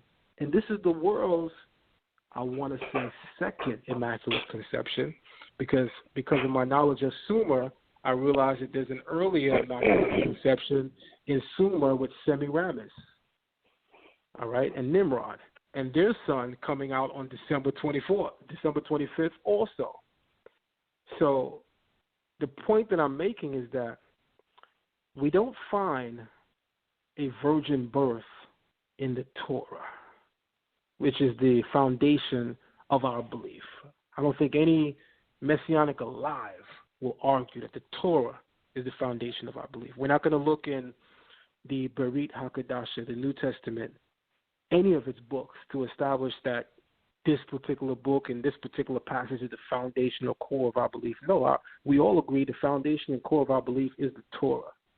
There's no concept of virgin birth in the Torah at all. Virgin birth as a reality existed in pagan societies long before it was recorded to be associated with the Messiah of the New Testament. And I think that that's extremely important, that we should be trying to pay close attention to. The Messiah isn't any less perfect because he's coming through the world through a woman who known man. Remember, the nation of Israel, the holy seed of Israel, of which Israel is actually described as the holy seed in several places in the Torah, by the way, came through the agency of a man and a woman together. And it didn't make us any less holy. In fact, we're still described as the holy seed in several places. The idea that something is perfectly pure because it comes through the agency of a woman alone who has not been touched of a man is a pagan concept, which has no root branch in the Torah whatsoever. Now, we may say we can look in the New Testament and we can see where it's written, but my question is, what is the foundation of our spiritual system? We all have to agree unanimously and speak with one voice and say it's the Torah. So that's where we should be looking. Where in the Torah do we find this practice? Nowhere. That's our first red flag. So I personally don't believe the Messiah, or the belief that the Messiah comes through a virgin woman, is what makes you messianic. What makes you, quote unquote, and I'm using quotes for a reason, what makes you, quote unquote, messianic in today's language is the idea that you believe Yeshua is the Mashiach. Because what I come to learn throughout my dialogues with Messianics in the last couple of years is something that many of us in the Old Testament community never knew. When I first dialogued with AOC, Hashar, Alliance of Israel, Priest Daniela, they said, man, we don't believe in no virgin birth. That's an add-on. I had a conversation with Divine, who's considered one of the greatest New Testament or Messianic scholars by many in the community. Divine said he don't accept the virgin birth. So I was like, this was shocking to me because the virgin birth is recorded in the book. So when you say you don't accept something that's recorded in your book and you say it's a lie, you have to understand that gives me reason to have a problem with the accuracy of that which is told in the book when you can tell me that there's a lie there. Because none of us say, New Testament or Old Testament, that there's a lie in the Old and we don't accept this. This is a lie. None of us do that. But I've encountered messianics that say, well, the virgin birth is a lie, but it's in the book. I say, wait, but how can that be? Because the New Testament is the one that says God is not the author of confusion, so why is that in the book? So there's some questions that come up, especially with this virgin birth, that begin to unravel greater parts of the story of the Messiah as presented in the New Testament, which to me brings the system under vast scrutiny that I believe we all should look at. I don't believe in throwing the baby out with the bathwater, but I do believe that the Torah is infallible. I don't give that credence to the New Testament. I believe the New Testament does have some errors, especially when we talk about technical errors. For instance, there are instances where the Gospels are not agreeing with one another. Like, could you imagine if Isaiah is describing something about the Messiah that Jeremiah contradicts, or Ezekiel is describing something about the Messiah that Hosea contradicts? That would be a major issue. But we find these things in the Gospel, which would represent the foundation of the New Testament teachings. So I hope that you specifically, but your community on the whole, is not taking what I'm saying as, damn, he's coming at us again. I hope people just understand that I try to look at things very objectively. And sometimes offense may be taken because people may not understand where I'm coming from, but I just try to point out what I believe is the facts. And to sum up some of the facts, I'll just restate some of the things I stated in the last 60 seconds, and then I'll allow you to jump in and say whatever you want to say. The reality is no Old Testament or New Testament Israelite believes that there's a lie or a passage that's in error in the Old Testament. And by error, I mean a story in the Old Testament that's not true, and a lie, meaning there's a story in the Old Testament that's not true that was deliberately placed there to mislead. I've encountered messianics, several, which blew my mind actually, because I never heard this before, that say that the virgin birth is a lie, and a lie is something that's blatant. That's not an error. So then, for me, it made me say that our brothers in the New Testament community should then kind of reassess how they look at the New Testament if, in fact, there are some, or the majority believe, that there's a lie in there, because, and more importantly, we look at the position of the lie. Where is the lie? Is the lie in the Pauline writings, which is the latter half of the book? The lie is in the foundation. That's a problem. That's a major problem. So I hope that didn't open a can of worms, because that's definitely not my intention. But that was my own way of kind of trying to explain in my own best opinion that you don't need to believe in the virgin birth to believe in Yeshua as the Messiah. You simply need to believe he fulfilled that role. Because, number one, the virgin birth does not have its foundation in the Torah. And if so, I'm all ears. Okay. I heard you out. And I respect for the callers. I will most definitely say this and I'll be done. Well, a lot of us, we build our foundation in the law and the prophets. So right. I would ask you, when you get a chance, when you have the time, when you have the time, when you're available for it, we will most definitely would like to hear your stance in Isaiah chapter 9. Okay. And whenever you can probably do it on your own time. Maybe you can set up with Sal, and you can most definitely. We would like to hear it. I mean, not to attack you, but to hear your view, because you see, this helps. This helps us bridge the gap. And how we can, then when the time comes when we hear this information, now we can put all our beliefs to the table and really critique what's going on, because we're saying la, and you guys are saying, and the other side of Israel is saying low. How can we get to a point where okay, I hear you, brother, I hear you, sister, yada yada yada, but I do disagree with you. Even though I heard you out and I respect you for your stance, because I haven't heard that before. But that's what I'm saying. Right. When I hear new things, when I hear a brother come out and let me know why he disagrees, guess what? That's going to provoke me to go back and do some more studying myself based on the things you shared with me. So, but again, with that, I appreciate you, brother. Most definitely, we can probably link back up again. I appreciate that. And again, Sal, much love for tapping me in. Have a good night, brothers, and shalom. Shalom, brother. I would hate that. Are you still there? Yeah, I'm still there. He's still there. I'm glad you're still there. I would hate that you have to leave. I know there's other callers, but I wouldn't mind going into Isaiah 9, but I know there's other callers. But I really wouldn't mind doing that tonight. So maybe after we take the other callers, I'll go on Isaiah 9. That's definitely okay. It's up to you. It's up to you, Zion. You're in the hot seat, man. It's up to you. It's up to not really up to. It's up to Sal because he has callers in line. But I want to make it clear that I have my book open as we speak, and my book and Isaiah 9 is definitely a chapter that I usually go into a lot. So I definitely wouldn't mind and would possibly love going into Isaiah 9 and kind of explaining not just my stance, but the stance of the community that I come from on Isaiah 9. So maybe after we take the callers, I could do it, or, it's really up to Sal. I don't want to steal his show or arrogate his show. It's all good, man. What I'll do is, let's take these two callers, and after that we get into it. And, BA, you can stand by, and I'll bring you back in. After these two callers, I'll bring you back in. Is that okay with both of you?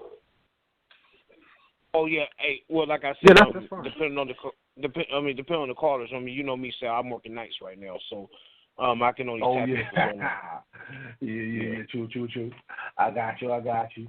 Well, I'm gonna still let Zion address it. After these two callers, though. So if you're still here, though, most definitely. I'll bring you back in. Yeah, most definitely. I got you. And I appreciate those callers that stand by. We're gonna get to you. Let's go to 913-214. You're live. Yes. Shalom, brothers. How are you?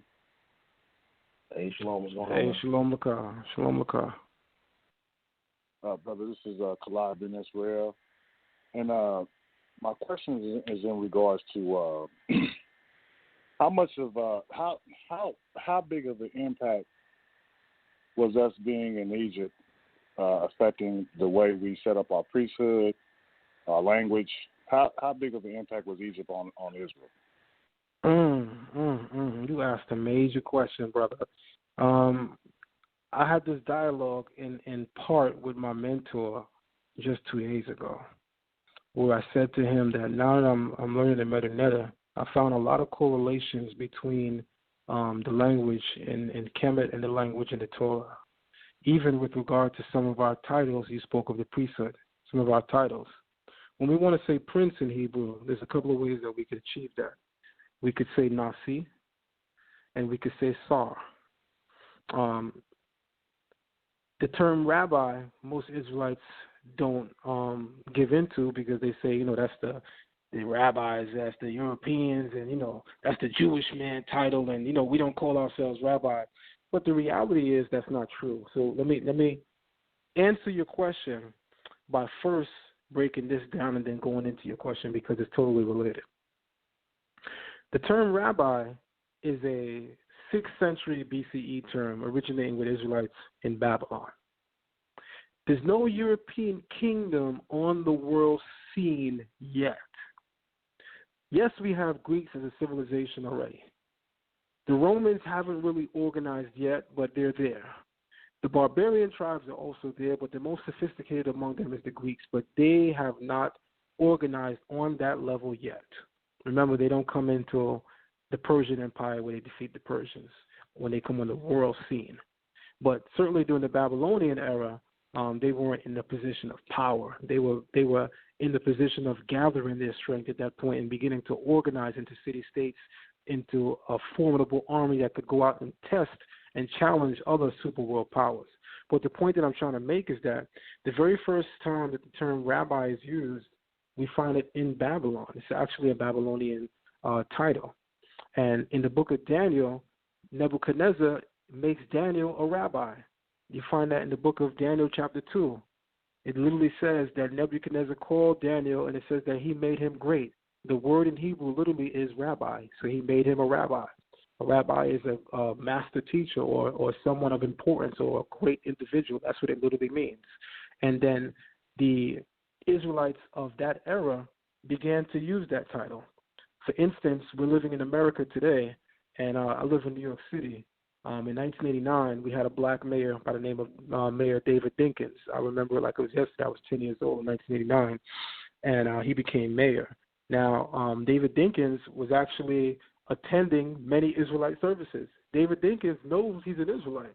He just never practiced it on a level that many of us do, but he certainly knew it. He didn't say, I'm not calling myself a mayor because that's a European term. No, he understands that he was living behind enemy lines, and he occupied and made use of that title. So now let me develop my point and come back to Kemet and your original question. The very first time that we find the term prince used in the Tanakh is with regard to Abraham. The Philistines say to Abraham that you are a great man, you are a prince among us. The word used is Nasi. Then Jacob is also called a great man and a prince. And when Jacob goes down to Egypt, he is also called a prince, but this time he is called a Sar. When Moses struck, just before Moses struck the Egyptian, remember he was arguing with an Israelite, and the Israelite said to him, who made you a prince among us? The word in Hebrew for prince is Sar. But remember, this is in Kemet. So the very first time that we see the Hebrew word Nasi used ever in the Bible is with the Philistines telling Abraham that that's what he is. That's a Philistine title. In fact, there are Phoenician inscriptions using the term Nasi before the birth of Abraham, so that we know the term Nasi, as employed in the Torah, is actually not a term that was originally used among Hebrews, because the Phoenicians are using it in the Levant, in the land of Canaan, before even the birth of Abraham. But we have no problem accepting that because we are practicing it even today. And even when the princes of the tribes in the book of Numbers chapter 2, when the princes of the tribes gather to make and present their offerings, they're all called Nasi. The writer of the Torah didn't come up and invent a whole new word because the Phoenicians used it first. This is what it means, and we speak the same language or a similar dialect. And this is what we were called, our ancestors would call us, and this is what we're going to continue to use. Not because it originated here meant that we shouldn't be doing it.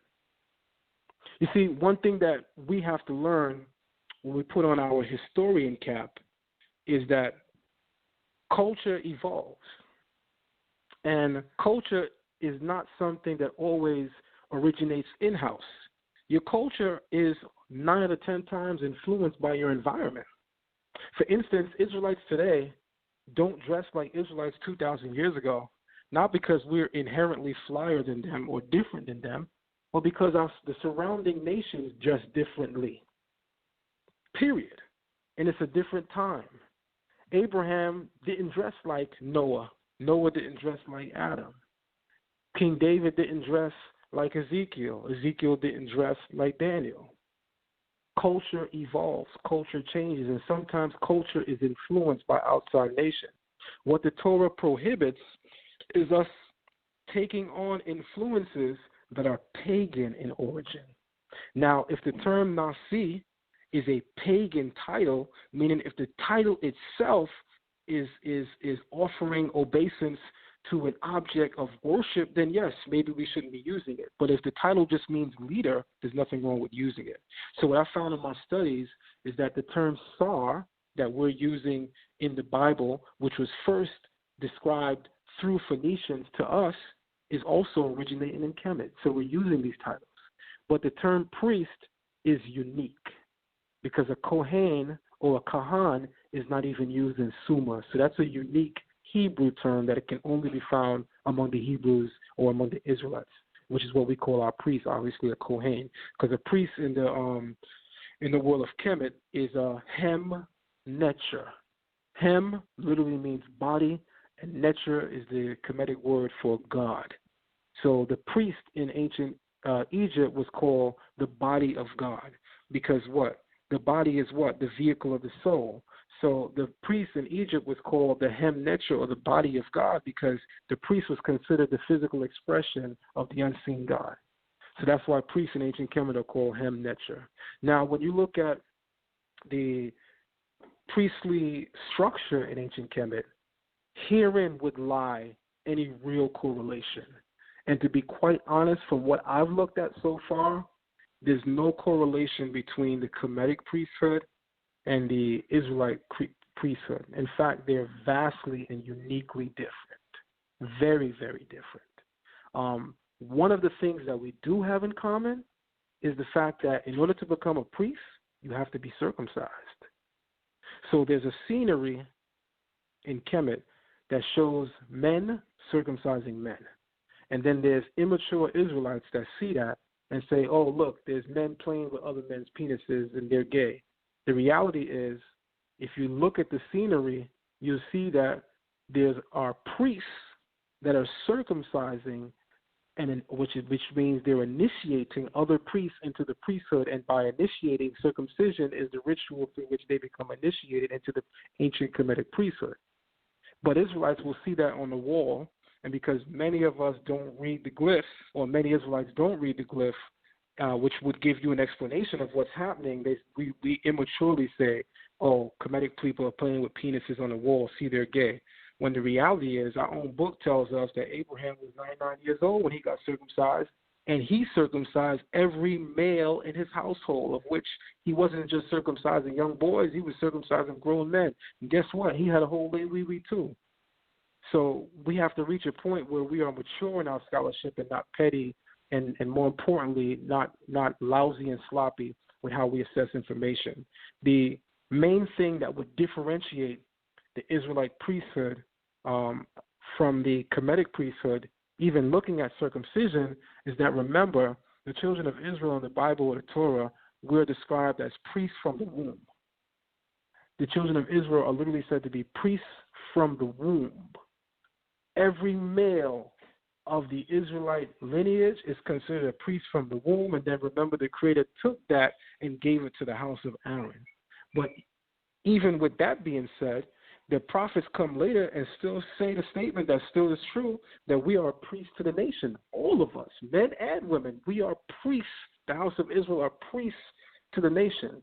So what would differentiate our initiation from theirs?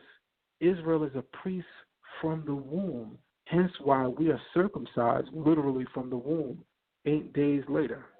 And what's so special about the 8th day circumcision that is not really brought out in our community is that I was the EMT for 9 years, and I learned this that I'm about to share with you while on the job one day. We had a young Jewish boy on the bus that had got injured, and when I say young, I'm actually talking about, like, this kid was like 4 years old, and the family was having a dilemma because it was the day that they needed to perform their child circumcision.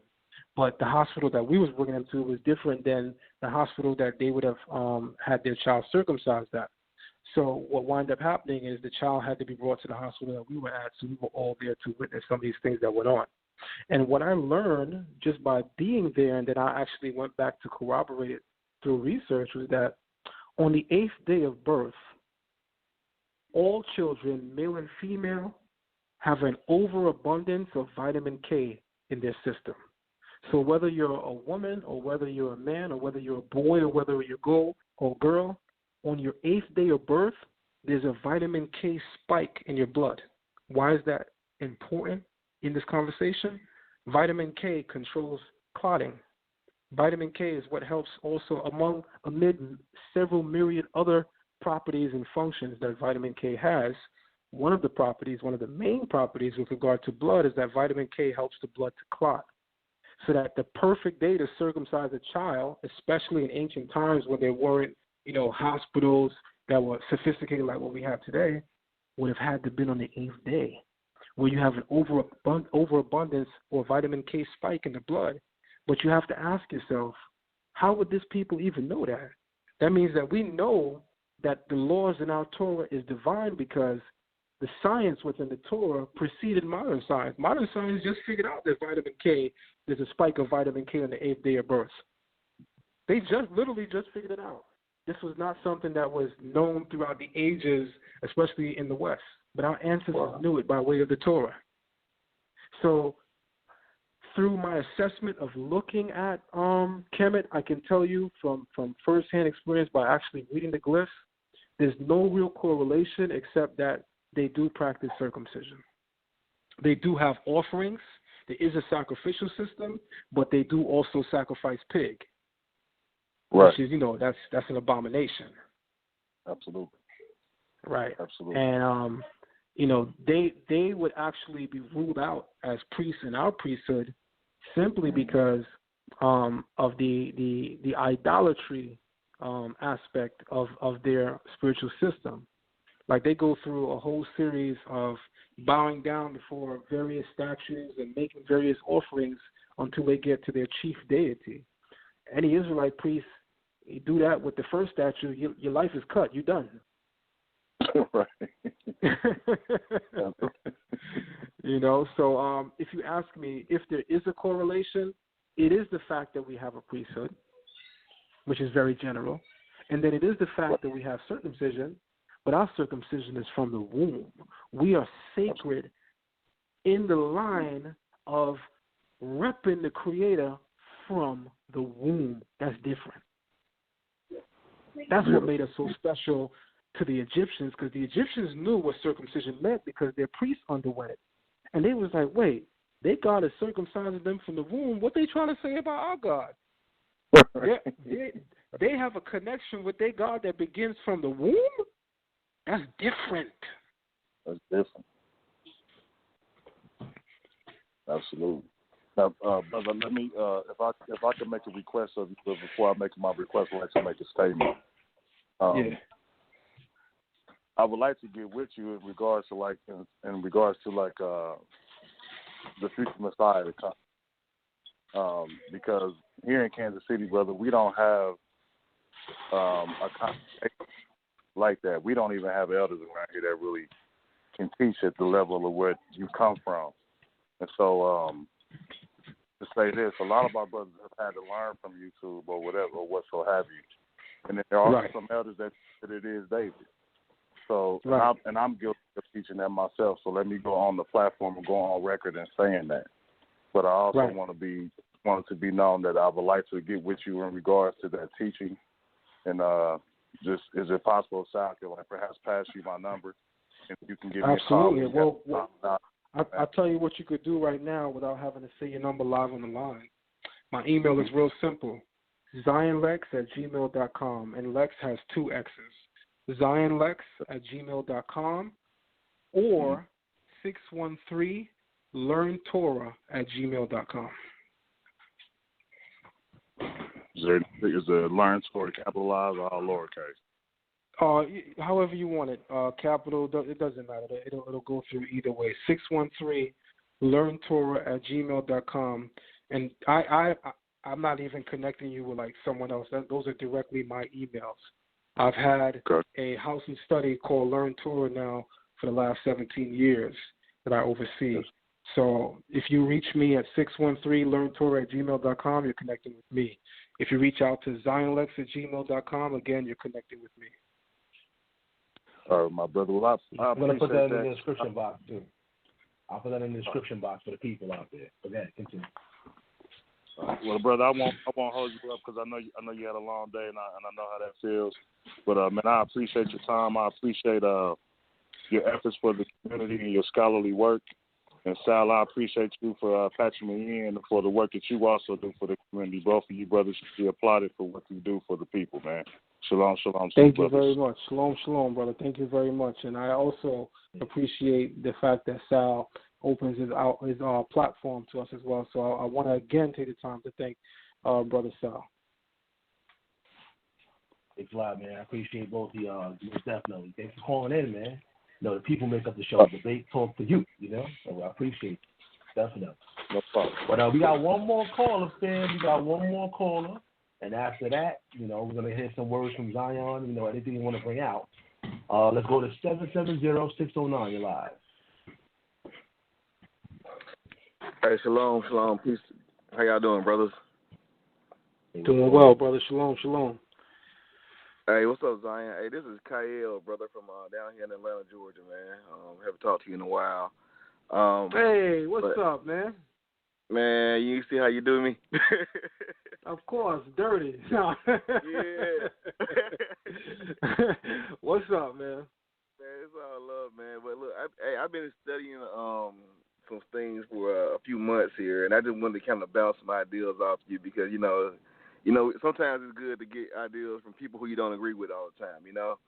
And I kind of want to bounce the idea off of you of the, the Assyrian captivity time period when the southern tribes actually they chose to be allies with Assyria and the Persians during that captivity as well, rather than the northern tribes and the Philistines and those neighboring states.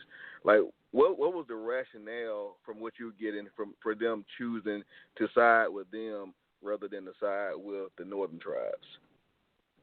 Well, one thing we got to remember is that the faction or the division between the northern and the southern tribes is much deeper than the Creator taking the kingdom away from Solomon and tearing it in 11 pieces and handing it over to the northern and then to Judah. Is much deeper than that. The tribal rift goes back to the original rift that the brothers themselves held, in my humble opinion.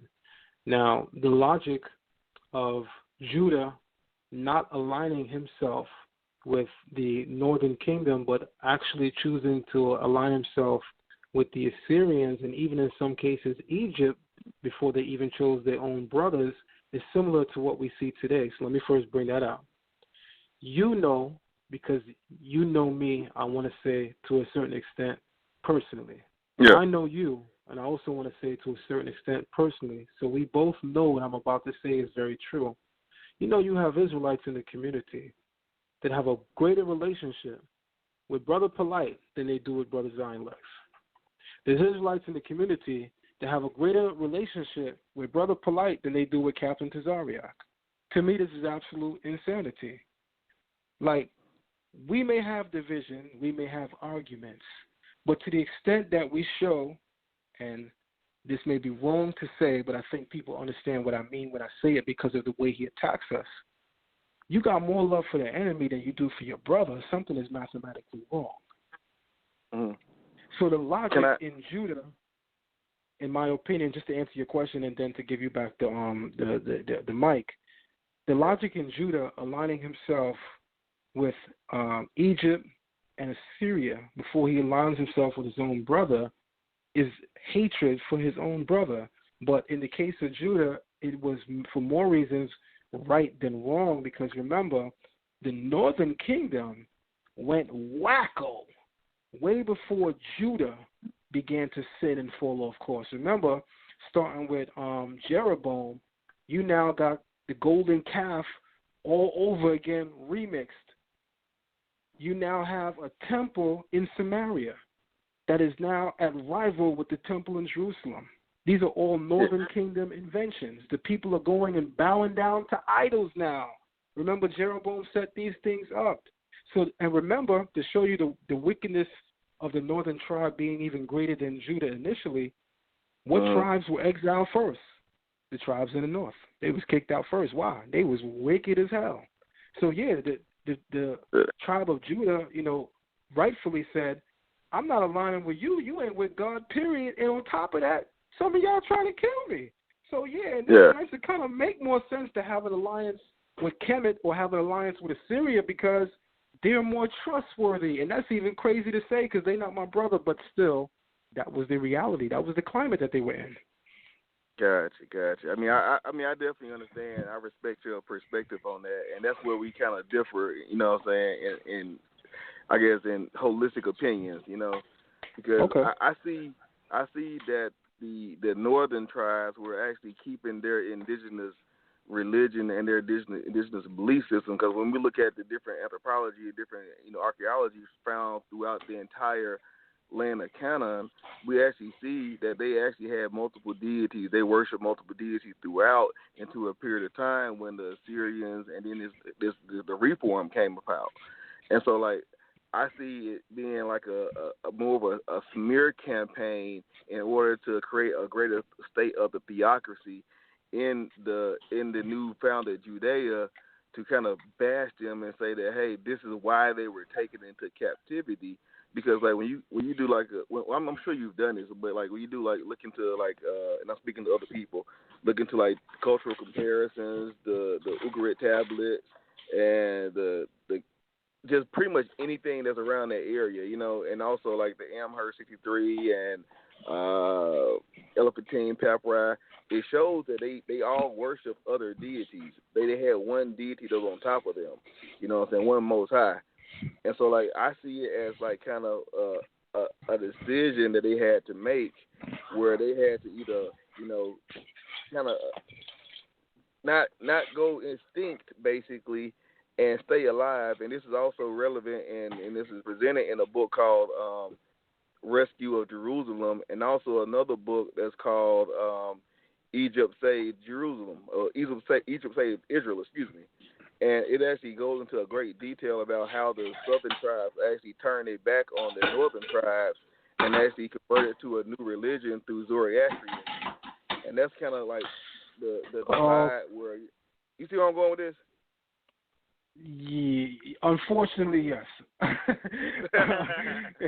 I gotta say it the way I feel it. You know, I don't pull no punches. Like I know you speak your mind, I also speak my mind. So here's the first thing I want to say. I'm not sure if you realized it. I'm not sure if others realized it, but I'm going to point it out.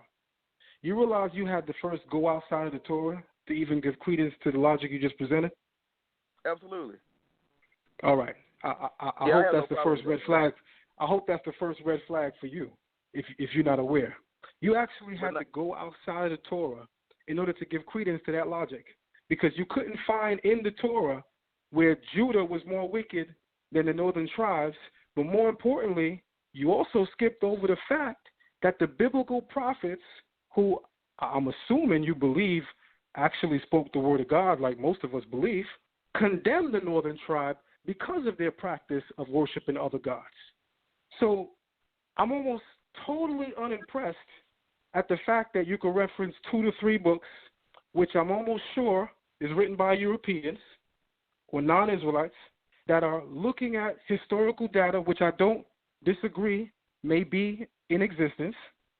But my main premise to you is, brother, you got to look outside the Torah to validate that. You can't even find that in the Torah. That should be a major red flag to you, especially when the prophets in the Torah are condemning the northern kingdom because of the practice of worshiping more than one God. And that's specifically why I brought up those other texts. Like I brought up the Amherst 63 Papyri. These are written by. You're still missing my point. None of those are Torah-based texts, brother. I understand that, but the Torah was written by like, it was even the Ugaritic reference you gave. I've heard this argument before. Me and Divine have had this before. Divine has give credence to the Samaritan Torah, which I think is like out of this world, because we're speaking about Assyrians, right? So after the Assyrians displaced and exiled the Israelites, the Bible is very clear in the book of Kings that the Assyrian king Tiglath-Pileser now takes people from the neighboring tribes in Assyria and places them in Samaria. They become what is known as the Samaritans. Then the Torah tells us that they endeavored to live in the land but not keep the law, so the Creator sent wild lions after them, and only after the wild lions began to eat many of them up, and this is in the book verbatim, did they choose to keep Torah, as the book says, out of fear, not out of the willing heart, out of fear. So my point in logic is, how in the hell do we fix our face, and excuse me for my language, but I must say things the way I feel it, how the hell do we fix our face to give credence to the Samaritan text of the Torah, knowing that the Samaritans were never actually Israelites? They were Assyrians that were placed in the land who never wanted to keep Torah, but only decided to keep it because of fear, and that's recorded in the book. I don't have to give you other books written by white men that are looking at our history or other histories. I'm telling you what the book says. But let's deal with the book and let's deal with actual history though, because in the actual history, the people who lived in Samaria, they were Israelites that were displaced after the Assyrian captivity. These are facts. Like you can go to the Jewish Encyclopedia. You can go to the Torah. You can go anywhere why we can't you want go to the Torah is what I'm trying to say to you. Why we can't go to the Torah? You see, here's the thing I want to say. I'm going to say this with humility, right? I'm able to understand perfectly that the way that scholarship works is that we can't base all of our ideas on the Bible alone, because that's not going to work in an academic setting. You have to be able to defend your opinions, which means you have to be able to corroborate your opinions with historical data. So that means at some point you have to go from Bible banging and Bible thumping to actually learning real history and learning how to perform real research and study, which means you have to at some point put the Bible down and begin to pick other books up. I understand that. And your methodologies, I'm not critiquing as if they don't hold weight, but what I'm saying is, as an Israelite, I'm asking you specifically and anyone that thinks like you, what holds more weight to you? What God said or what others gathered from archaeological data? Because what I'm telling you is, in order for you to accept all of that, you have to tell me that what's recorded in the book is a lie. God never said that. The prophets never condemned that, because if henotheism, which is what you believe in, if henotheism is this belief, and I know you do, so I'm just stating the obvious, because there's people that don't know that you believe that, because not everybody in the line knows who you are. So that's why I'm saying that. You have to define what henotheism is, since you're making that claim about me, though. You got to define it, so people can actually know what I believe in. Let me finish what I'm saying first. Okay. Henotheism, which is what you believe, if you believe in fact that this is the system of worship in the Torah, then I have to ask you then, why is it recorded, especially in the books you just spoke of in the Bible, that the northern tribes were condemned for this practice? You have to now say to me that you disagree with what's recorded in the Bible. You disagree with the prophets who condemned them. And then I'm going to tell you that's fine. Then we can finish this conversation early, because ultimately you don't believe what the Bible says. So then now I actually agree with you. You're right, because you don't believe it. But when you believe, or when the assumption is that you believe in what the Torah says, but then you're telling me that the research that you found in Ugarit are not Hebrews. They are an akin tribe, relatives, but they are not us. We have many relatives. Matter of fact, one of our closest relatives is Ishmael, and they practice Islam. And Islam, as close as it is to our way of life, it is not perfectly our way of life. We have many other systems that are closely related to us, but they are not necessarily what we do. So you have to be very careful when you're trying to assess what we believe based on what our relatives did, because then I'm going to have to ask you the most common sense factor within that analogy. We have a household today where you have the father is a Muslim, the son is a 5%er, the daughter is a Christian, and the mama done lost her mind. You're looking at all of these different beliefs because you're saying because we're related, we should have some commonality. That's not always the case, my brother. Okay. So I know you mentioned earlier about the whole henotheism thing, and that I'm somehow going off, but the word itself in the Bible, when you see the word God, as you probably know, because you're a Hebrew scholar, is Elohim. That word is a plural, meaning multiple deities. So for me, being henotheistic is not untrue to the Hebrew Israelite paradigm. I'm going to prove to you and the callers on the phone with one verse that you're wrong, and I bet my life on it. I know you're gonna go one to verse. Genesis, you're gonna go to Badai. I'm not even, brother. You don't even know how I think. I'm not going to Genesis. I'm going to Malachi. Bring that work. I'm going to Malachi. Let's go. I'm going to Malachi. When's the first time we see the word Elohim? When's the first time? It's in Genesis 1 and I think 1 and 2, 1 and 1. You think? I'm trying to figure out something. I asked you a simple question. Where's the first time we see the word Elohim? It's in Genesis, bro. Where? Genesis 1. Genesis chapter 1, verse 1. All right, verse 1. It seemed like you had to think about it. I thought that was the easiest question, but okay. I just quoted it for you in Hebrew, bro.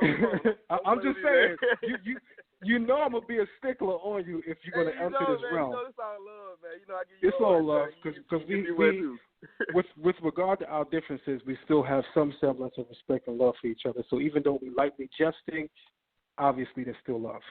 But there's a reason why I asked you that. The reason why I asked you that is because the first time we find the word God, as you correctly said, Elohim, is in Genesis, which obviously is describing the creation narrative, right? And when we come down to verse 26 with the creation of man, we see the term Elohim used again, correct? I don't want to put words in your mouth, correct? Correct. All right. So that Elohim that created man, you're telling me is more than one, right? Absolutely. You just got murdered in a phone call with this one verse. Open up Malachi chapter 2, verse 10. I'm in my car. I'm not near my All right, I want the people online to open up Malachi 2, verse 10. You should know better than to play with me. I don't even know why you're doing it, but let's go to Malachi 2, verse 10 real quick.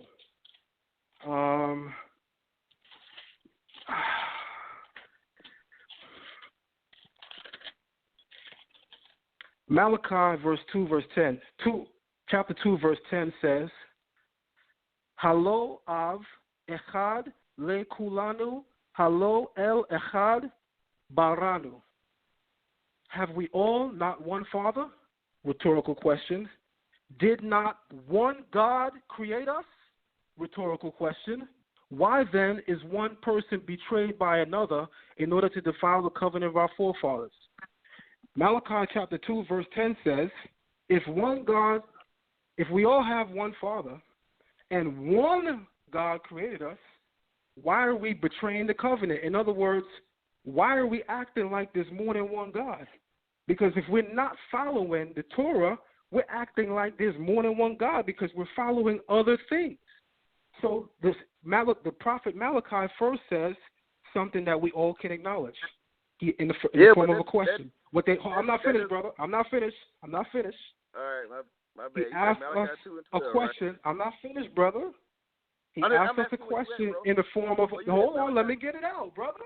Relax. Let's see where you at so I can find it. Brother, what you're doing right now is you're almost being argumentative in order for me to not bring out the point.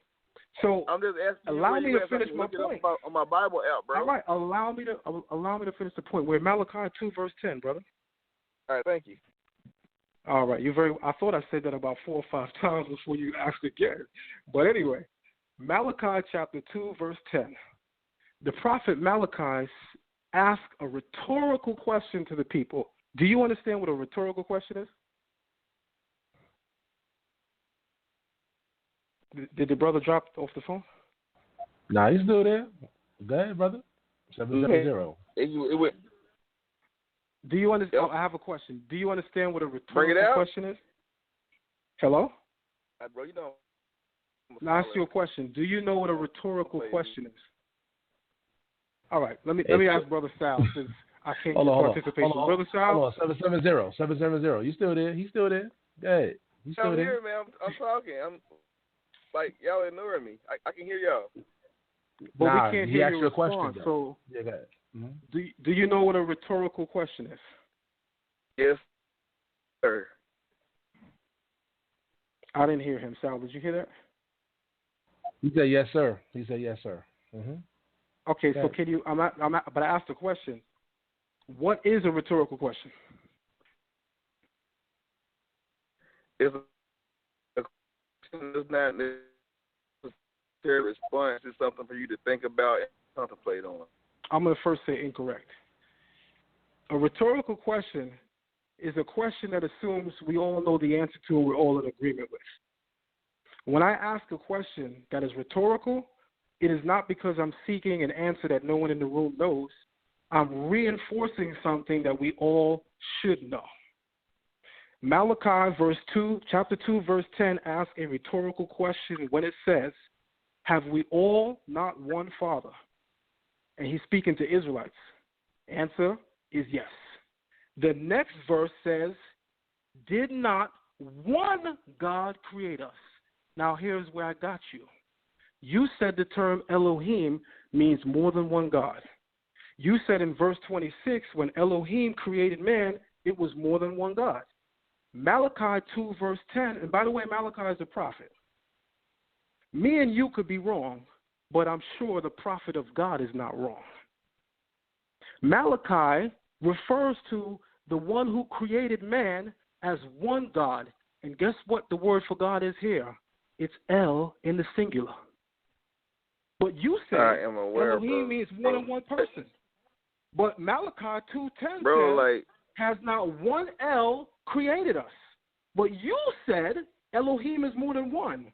But Malachi said that Elohim, which by the way, brother, is a majestic plural. Let me ask you a most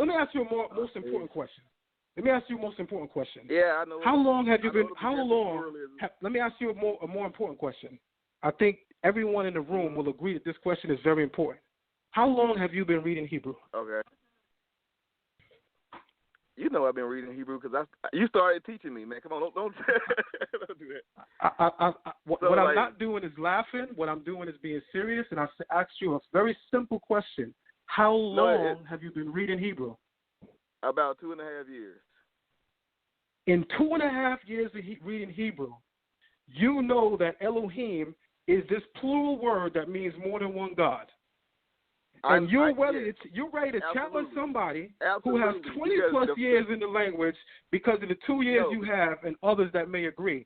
What I don't get in the community is the pompous attitude that Israelites have. What I don't get in the community is the pompous attitude. I don't want to argue. I don't want to argue, brother. Yeah, do one at a time. One at a time. I don't want to argue. I think until this point, the conversation that I had with brothers that I even disagree with went fine. But you came on with kind of a different spirit, brother, and you're bringing a different spirit out of me. What I always tell people is I'm a water element. Problem with being a water element is that water reflects its environment. So people have me misunderstood as a hothead. Zion's a hothead. I'm not a hothead. Y'all just watched me for the last 2 hours dialogue with people that I disagree with, and it was amicable because of the energy. Because I'm a water element, whatever energy you give me is the energy I'm going to give you back. So what I'm saying to you is I don't want to argue with you, brother. If these are your views, that's fine. But me and you are two different people. And based on our level of contribution, we are certainly in two different spaces as well. You've been studying the language for 2 years, brother. I didn't say that. You did. I've been studying the language for 20 years. Elohim is not a plural that indicates more than one person. It is a majestic plural, which is talking about the greatness of this one deity. Malachi 2:10 is calling the Elohim of Genesis chapter 126 one God. Not more than one like you said. It says one God. You told us that you've been studying Hebrew for 2 years. That means you could open up Malachi chapter 2, verse 10, where it literally says, El Echad, one God. Has not El Echad made us one God? You could see it for yourself. So I'm not making nothing up. And I'll end the thought there. Have a great day, brother. All right. Once again, it's the High Tea segment on Debate Talk Free Radio. The number is 319-527-6239. As promised, that was the last caller. Let me bring back BA real quick. Let me see if you're still there. BA, you still there? Yeah, I'm right here. I'm tapped in. All right. So, yeah. That, Zion, anything you want to bring out? Last words or whatever? That. Let me try to calm down.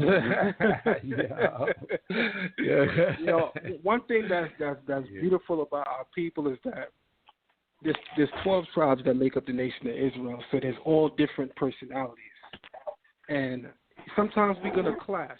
But the true test of brotherhood and character is how we end our disputes. And I certainly don't want to end my argument with Israelites like F you, and when I see you, it's on it, because it's never that serious. It's never that serious, right? So I know that, brother. When I say personally, I mean we've interacted online. I've actually never seen him. He lives in Atlanta. But there were times that I felt like he was being disrespectful to me online. So I actually had, deleted him and even blocked him, which he's still blocked. which is why he called and he was like, see how you do me? And that's why y'all heard me say, yeah, dirty, because I felt like you were disrespectful, so I blocked you. And I don't engage in back and forth with people that can't establish first and foremost respect. Because as y'all notice, and I mean, correct me if I'm wrong, no matter how much anybody disagreed with me tonight, I gave them very peaceful energy. Am I right or am I wrong? Yeah, you did. Mm-hmm. Yeah, you're All right, brother. No, I just wanted to say, you know what I'm saying, I have elders who hold me accountable. And one thing they told me not too long ago, if you're going to have disagreements, that's fine, but disagree to understand the person who has a different view than you, because there could be something you can learn from that. So my Absolutely. elder, he most definitely says disagree to understand. So that's one thing that I have applied as of late, you know what I'm saying, because I know I used to be the type to fire off. But now I understand that the only way that we're going to come to terms and have at least have some understanding is to actually listen to each other instead of overtalk each other. So I most definitely agree with you. Absolutely, man. And I could tell you that one of my teachers, his name is Chief Naftali, Ben Naftali. He's still alive today. He's 83 or 82 years old. He would always say to us, coming up in the school of Shema Israel, the greatest jewel that's going to be dropped on you is going to be coming from your most challenging personal environment. Your greatest obstacle also simultaneously creates or is the opportunity for your greatest miracle. Most of the jewels that you're going to learn in life is going to come from people who challenge you the most. That's why it's actually more important to really open your ears to people that you disagree with. One of the beautiful ironies of the universe is that some of your biggest blessings is going to come from people that you hate. And the universe designs this on purpose, and by the universe, I'm speaking of the Creator, designs this on purpose because we are taught to show love to people regardless of how we view them. Remember what the Torah says with regard to our enemy, who's also our brother. The Torah says, and if the ox of your enemy crouches under its burden, you shall help him repeatedly. That's a law in the Torah. That's one of the 613 laws of the Torah. If the ox of your enemy crouches under its burden, which means it falls, oxen back then was like a car today. It was used to pull and move instruments that we needed, like in farming or just in transport. And let's say you're on the road and you see an Israelite and his mode of transmission breaks down and you driving by, and we could even use that in today's analogy. You on Highway 95 going south. You see a car pulled over, and you feel in your heart like I want to go help them, and you come out. As you get closer, you be like, yo, that's them ISUPK dudes. Man, I ain't helping them. You just broke Torah. Because the Torah says, even the ox of your enemy, you shall help him repeatedly. So the point that I'm really trying to make, so that we could get to where we bring this to a closure and be going into that passage, is that our character, the development of it, is really, really tested and measured by how we treat people that we disagree with. So we have to be extremely humble with people we disagree with. And I think that that's something that I'm still learning myself, because it's not an easy thing to do. It's not an easy thing to do. And I want to close that particular note with that. But the brother Ba asked about Isaiah 9, because I believe he said many in my community don't really visit it. And I elected to say that I absolutely would love to go into it briefly. So let me just do that. I closed the book, but let me open it again to Isaiah 9. And I know Sal kept his show longer than he should, just so that we could get to this. Yeah, no doubt. Isaiah 9:1 reads, I'm going to read all the way till 9:6, by the way. The people that walked in darkness have seen a great light. Those who dwell in the shadow of death, light has shone upon them. Now, number one, this is Isaiah 8. What people walking in darkness have seen a great light? What people dwelled in the shadow of death, and light is now shown upon them right now in this period? That's a question that I'm not really asking. No, that's a question that I'm not really asking you to answer, but it's just something to leave to think about. because I'm going to respond to it myself, and then after you can say whatever you want to say, and then we could go back and forth lightly on it. The point that I'm trying to make is this is actually a prophecy, which I think we all agree on. We all agree that this is a prophecy. We all agree that Isaiah is not speaking of something that's happening right now in that moment. This is a prophecy of something that's going to occur. I'm going to read on where it says, verse 2. You exalted the nation, you increased its joy. They rejoice before you like the joy of harvest time, and they would exult when they divide the spoils. For the yoke of its burden and the staff on its shoulder, the rod that oppressed him, you smashed like the day of Midian. For all tumultuous battles are fought with an uproar, and the garments wallow in blood. But he became a blaze and was consumed by fire. This is the most important verse of contention. Verse 5. For a child has been born to us, a son has been given to us, and the dominion will rest upon his shoulder. Here is also a point of contention, which is the Hebrew translation of Isaiah 9. I know that the King James and many of the English translations don't read as what I'm about to read, but I'm going to read it from the Hebrew. He shall be, and the government shall be upon his shoulder.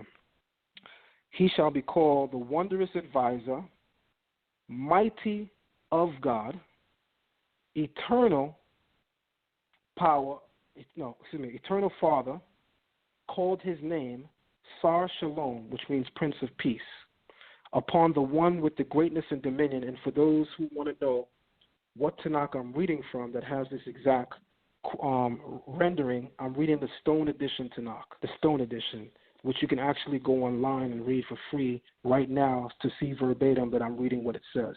The Stone Edition Tanakh reads, verse 5, For a child has been born to us, a son has been given to us, and the dominion will rest upon his shoulder. He will be called the wondrous advisor, mighty of God. The eternal Father called his name Sar Shalom, Prince of Peace, upon the one with greatness and dominion and boundless peace that will prevail upon the throne of David and on his kingdom, to establish it and sustain it through justice and righteousness from now to eternity. The next part I'm about to read, I believe, is the biggest clue in this chapter of who we're talking about. The zeal of the Lord of hosts will accomplish this. Does everyone, and I'm not sure if Bar has a book open in front of him, does everyone see that verse 6 ends with the zeal of the Lord will accomplish this? In everyone's translation? And I want to ask Bar this. Is this in your translation? The zeal of the Lord will accomplish this? What I'm reading from the Septuagint. Okay. And the Septuagint, you're talking about verse 6? Yes, the end of verse 6. In the verse 6, let me just read it real quick. For a child is born to us, and a son is given to us, whose government upon his shoulders, and his name is called the messenger of great counsel. For I will bring peace upon the prince and health to him. That's what it says in the Septuagint. Okay, so your verse 6 is my verse 5. So go on to verse 7. Okay. His government shall be great, and of his peace there is no end. It shall be upon the throne of David, and upon his kingdom to establish it, and to support it with judgment and with righteousness from henceforth and forever. The zeal of the Lord of hosts shall perform this. Verse 7. Okay, all right. That's what I wanted to get to. Now, we could spend quite literally all day expounding upon the titles, which is the wondrous advisor, mighty of God, eternal Father, Prince of Peace, right? We could do all that. I like to acknowledge that I know you've been there before. And I also know Sal doesn't have enough time for us to break down all these titles. So I'm going to get to what I believe is the clue to what this is talking about, which you read and I read. The zeal of the Lord shall accomplish this. Is that correct? The zeal of the Lord? Yeah, I would most definitely agree according to what you've read, according to the text you're reading from. Right. What about the text you're reading? Does verse 30? It says this. The zeal of the Lord of hosts shall perform this. Now I want you to open up to Isaiah 37. Isaiah 37? Mm-hmm. All right. Isaiah 37. And what verse, my brother? I'm going to tell you in a second. I want you to keep in mind that I said the end of your verse 7, which is my verse 6, is the key to who this is talking about. It says, the zeal of the Lord shall perform this, right? Yep. All right. Let's go to verse 32. And I'm not sure if my 32 is your 32, so can you read verse 32 for me? Yes, sir. Hold on for a quick second to get to it. All right. 28.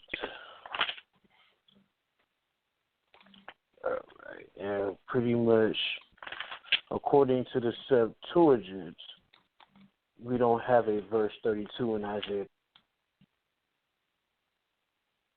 You don't have a 32 in Isaiah 37? Yeah, it's called actually This Drop, man. It's called This Drop, bro. Okay, Man. all right. Let me read it, because even if we're not reading the same verse, clearly what I'm reading is also in his book. It'll just probably be in the verse above or the verse below. So I brought him to Isaiah 37, which talks about the king of Assyria besieging Israel, and King Hezekiah praying before God and the Creator performing a miracle on behalf of King Hezekiah. Hezekiah, as an anointed king, is a Mashiach. Most of us, when we think of Mashiach, we think of the person who is going to come. The reality is, if we lived during the era of the first temple or even the second temple, the term Mashiach can apply to any one of three people. It could be the king, the prophet, or the priest. So if you entered Jerusalem in the first temple and you said, where's the Mashiach? Anybody you ask that, the first response they're going to give you is, which one? You want me to get the king? You want me to get the high priest? Or you want me to get a prophet? Because those are three individuals that are all anointed and are all called a Mashiach. So I want to clear that up. Hezekiah is a Mashiach. Hezekiah, because of the miracle that God performed for him, in Isaiah 9 is described with all of those titles.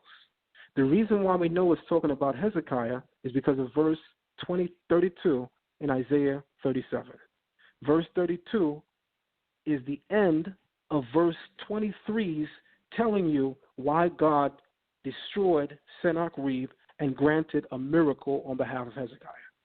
By the time it gets to verse 32, it says, for from Jerusalem shall emerge a remnant, and survivors from Jerusalem, from Mount Zion, for the zeal of the Lord shall do this. This is the only time in Scripture we find this phrase, in Isaiah 9 and Isaiah 37. And I'll close out there. All right, ZION LEXX, man. You overextended, you know what I'm saying? You did your thing tonight, man. I appreciate you for coming on, man. I know it's been a long night. Any last words you want to say as far as contacting you? You can put that information out there right now. I want to say, as always, every time I've come on your show, Sal, you run such a professional platform.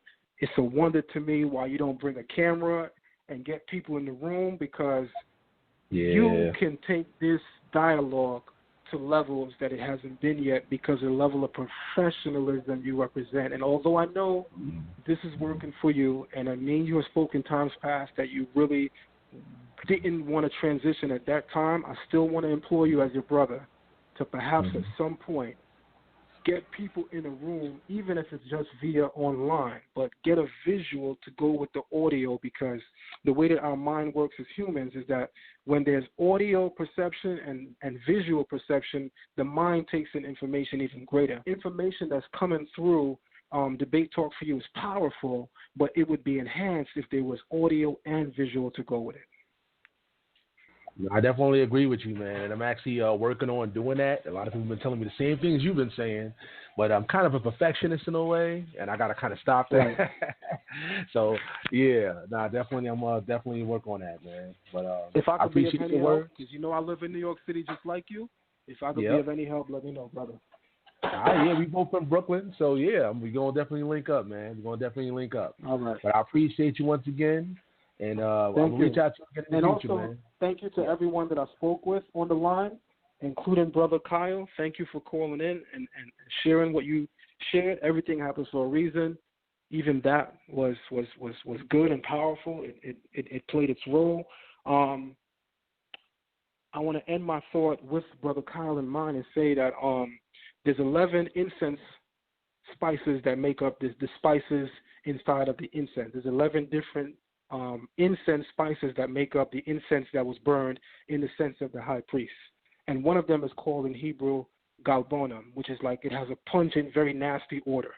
And the sages in the oral tradition say all the spices in the incense are all sweet. Why do we have the galbana in here? Like, this is pungent and stink. Like, why is that here? And the sages teach, because remember what incense represents. Remember, whenever there was a plague in the kingdom, the high priest would go out and, wave the incense pan, and the plague would disappear. We find that in the era of Moses with Aaron going out with the incense and the plague disappeared. And we also find that in the book of Judges. The point is, incense also represents prayer, because where we find incense is in the Holy of Holies, which is the golden altar. The altar of sacrifice is the copper altar. So we know that prayer is greater than physical sacrifice, because the sacrificial altar is made of copper, which is an inferior alloy to gold. And the incense burner, or the incense altar, the altar of incense, was also called the golden altar. It's in the Holy of Holies. The altar of sacrifice is in the outer court. It's definitely not in the Holy of Holies. So again, that shows you that prayer is greater than sacrifice, because when the high priest entered the Holy of Holies, there's only one thing that he's doing. He's praying. So the sages say that the reason why we have that one stenchy odor or spice out of all 11 spices is because no assembly of Israelites is complete without one who has an adverse opinion or an adverse character to everyone in the room. Not even saying that to throw shade or cast stone at the brother, but to use the opportunity of my interaction with him in this last moment as a teaching moment. We have to remember that even people that we disagree with hold a place, because you cannot have the holy incense that Aaron burned unless you had all 11. If that 11th one, which stank, wasn't in there, it wasn't complete, and you couldn't offer it. It had to be there. Saying that all to say, yeah, we may disagree with people. Yeah, we may find things that they do distasteful. But if we think for a second that this thing is going to work without one of our brothers and sisters, we got it all twisted. Every Israelite is valuable. No Israelite is allowed to be left behind. And I want to close saying that. All right, once again, ZION LEXX, I definitely appreciate you. I left all the information in the description box, family. His Facebook page, his email. If you want to reach out to him, if you have any further questions, just email him at zionlex@gmail.com. Also have the Facebook in the link in the description box on YouTube and, of course, on Blog Talk Radio. We appreciate the family out there. By the way, join the brand new Debate Talk for You group, family. It's on Facebook. It's called Debate Talk for You Radio. All you got to do is type in the search box in one word, Mr. Sal Showtime. That's Mr. Sal Showtime. Join a group, and you can see what's going on with the schedule for the show for the week. We have Debate Talk for You merchandise, family. We got hoodies, T-shirts. We even have shirts for the little ones, the toddlers. Debate Talk for You merch. So support it. Go to the page and support. And if you want to help keep this program on the air, if you like Debate Talk for You, we definitely appreciate the donations. You have to pay every month on Blog Talk Radio to keep this show on the air. I repeat, every month I have to pay a fee to keep the show on the air so you can get the information and the special guests that we have in the program. So any donations will go towards keeping the show on the air. If you want to donate, just go to PayPal. Use the email, debatetalkforyou@gmail.com. That's debatetalk, the number 4, letter U @gmail.com. Or if you got Cash App, $ Sal Showtime. $ Sal Showtime. Come back tomorrow, family. We have a show Wednesday, Thursday, and Friday. Make sure you stay locked on Debate Talk for You. Take care, and God bless.